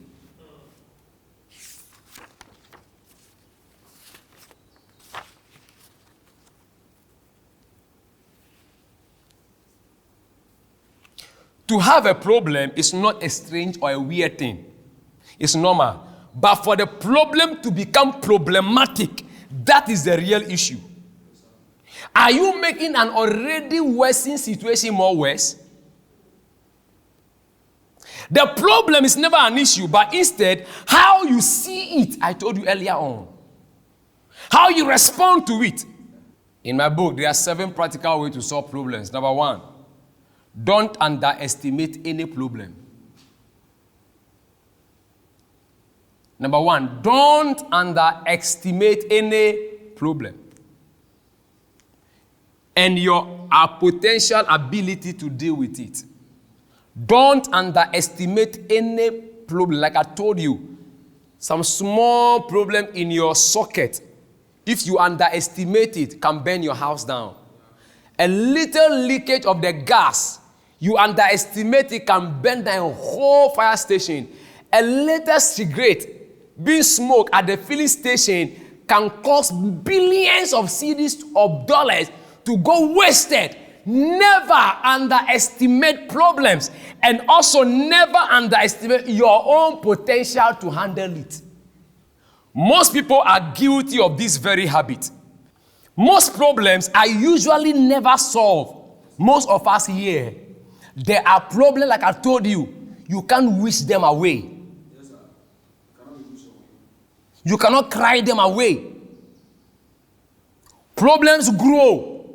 There are some problems will never go away until you solve them. Yes, sir. Most problems are usually never solved and managed effectively because they are not taken seriously. They are reduced to just a normal, as a bypass. Failure to identify and properly ascertain the depth and the reality of a problem allows the problem to grow into an unsolvable emergency. Did you get it? Failure to identify and properly ascertain the depth and the reality of a problem allows the problem to grow into an unsolvable emergency. Do you know if you have a car, there are some problems you should never have on the road? There are some problems when you have is because you are careless and you are reckless and you are ignoring so on. You don't service your car, you don't do a lot of things. Oh yes. There are some of the things. So is life. There are some life emergencies you are having because you are underestimating many things. One of the best shots in life is this: your ability to identify a problem early, enough before it becomes an emergency. Don't forget this. Don't forget this. One of your greatest best shots in life It's your ability to identify a problem early before it becomes an emergency. Every leader, every mother, you must see a particular trait in your son. This behavior. Your car, this problem. Your health, your this. Identify before it becomes an emergency. Do you know that there are some health diseases? They say if they identify early, they are curable. Are you aware about that? If they identify early. But most of the time, they don't identify it early. It grows to a point where right now, they can only manage you to die. Are you dealing like that with some issues around your life? Sweeping them under the carpet? Don't sweep problems under the carpet. Don't. Character deficit, don't.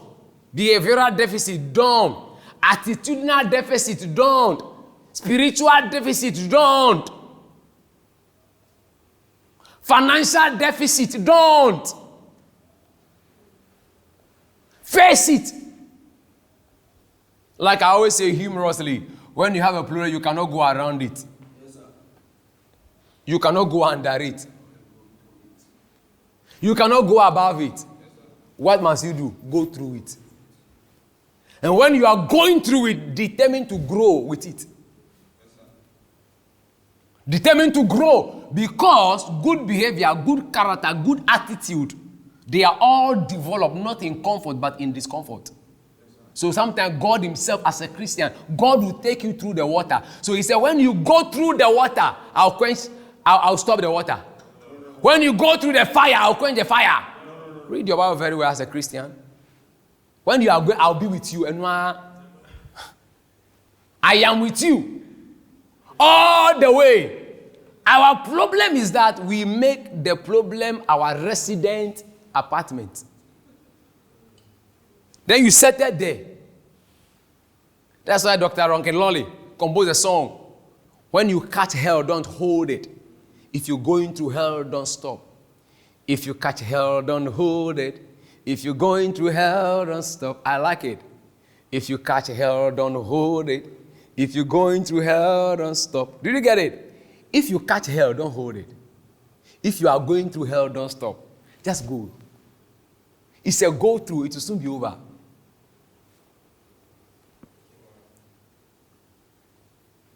If you catch hell, don't hold it.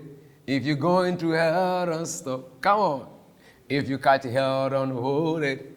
If you're going through hell, don't stop. Come on now. If you catch hell, don't hold it. If you're going through hell, don't stop. Come on. If you catch hell, don't hold it. If you're going through hell, don't stop. Yes. Ability to identify this problem before it becomes what? An emergency. Look here. I am not, this is what people say, oh, I am not that fat. No need to worry about my weight. Are you sure? My dear, you are fat too. Tell it to yourself. Are you aware about that one? I'm giving you comment people make to ignore, no. I don't think I am that fat. Oh, no, it's okay. Oh, no, I don't think I am that fat.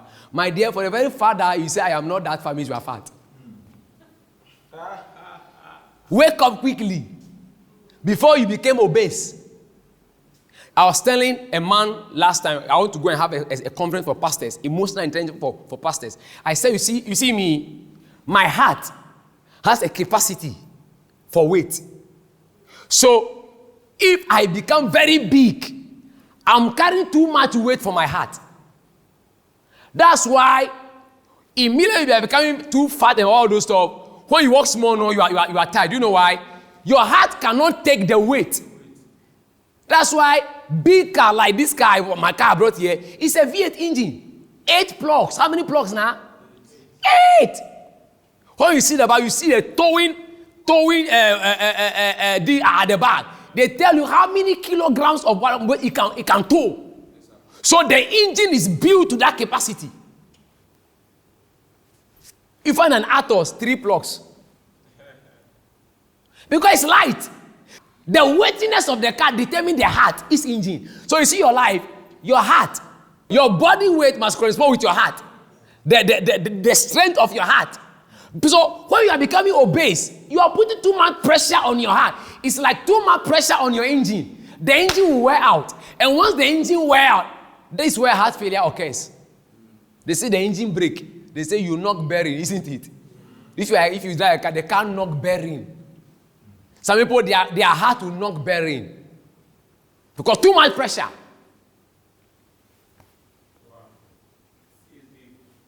Yeah, because they have to explain it to them this way. Then they'll get the concept that it's not good.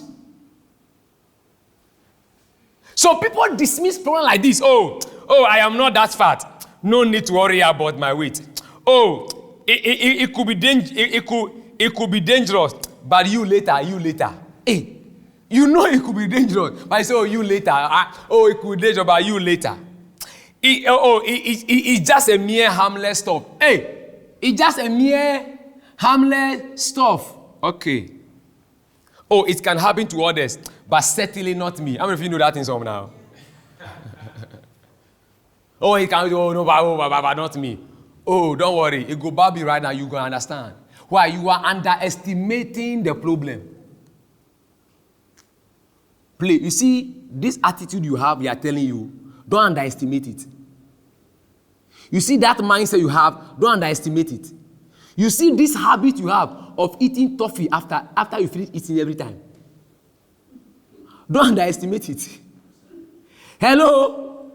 I'm telling you this. Don't underestimate this thing, because don't forget, problems are living things, they grow.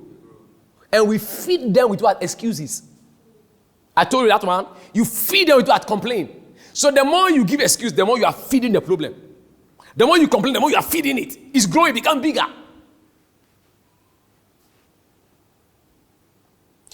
Do you see most people trivializing problems as if they don't exist? They ignore its existence. Listen, such thinking is dangerous. It's a lazy and a reckless mindset to have. It is setting you up for a major fall.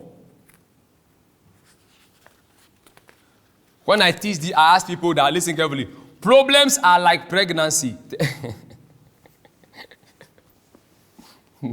Problems are like what? I'm sure you should know what I mean by that now. Pregnancy grows, isn't it? You can't say, well, I am just a little pregnant. Can you say that? I'm just a little pregnant. There's not like a little pregnancy. So there's not like a little problem. Problems are like pregnancy. They will grow until their presence becomes very, very, very obvious. Never downplay the seriousness of a problem. No one is just a little pregnant. Pregnancy is pregnancy. No problem is unimportant enough to ignore. Be prepared to face all problems with positive mental attitude. By so, you will turn them into a blessing, scars into stars, pain into gain. On the other flip side, you must also make sure tactically that you are not exaggerating the depth, the length, the weight, and the breadth of the problem. Because a lot of beggars, they also exaggerate the problem. Have you begged before? Yes, have you begged before? Yes, you are tempted to make the thing look very righteous.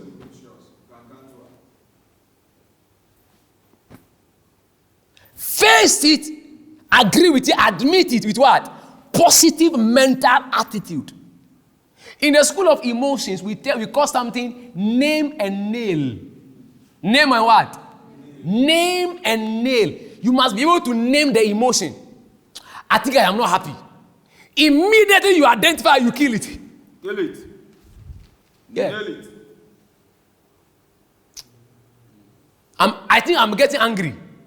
Tell yourself, I think I'm getting angry. Immediately you say it, awareness comes. Name and nail, name and nail. If you can name it, you can nail it. Name and nail, name and nail, name and nail.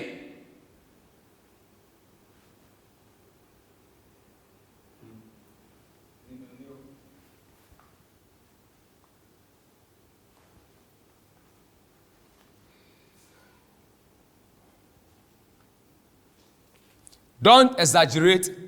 Don't underestimate. You are blessed.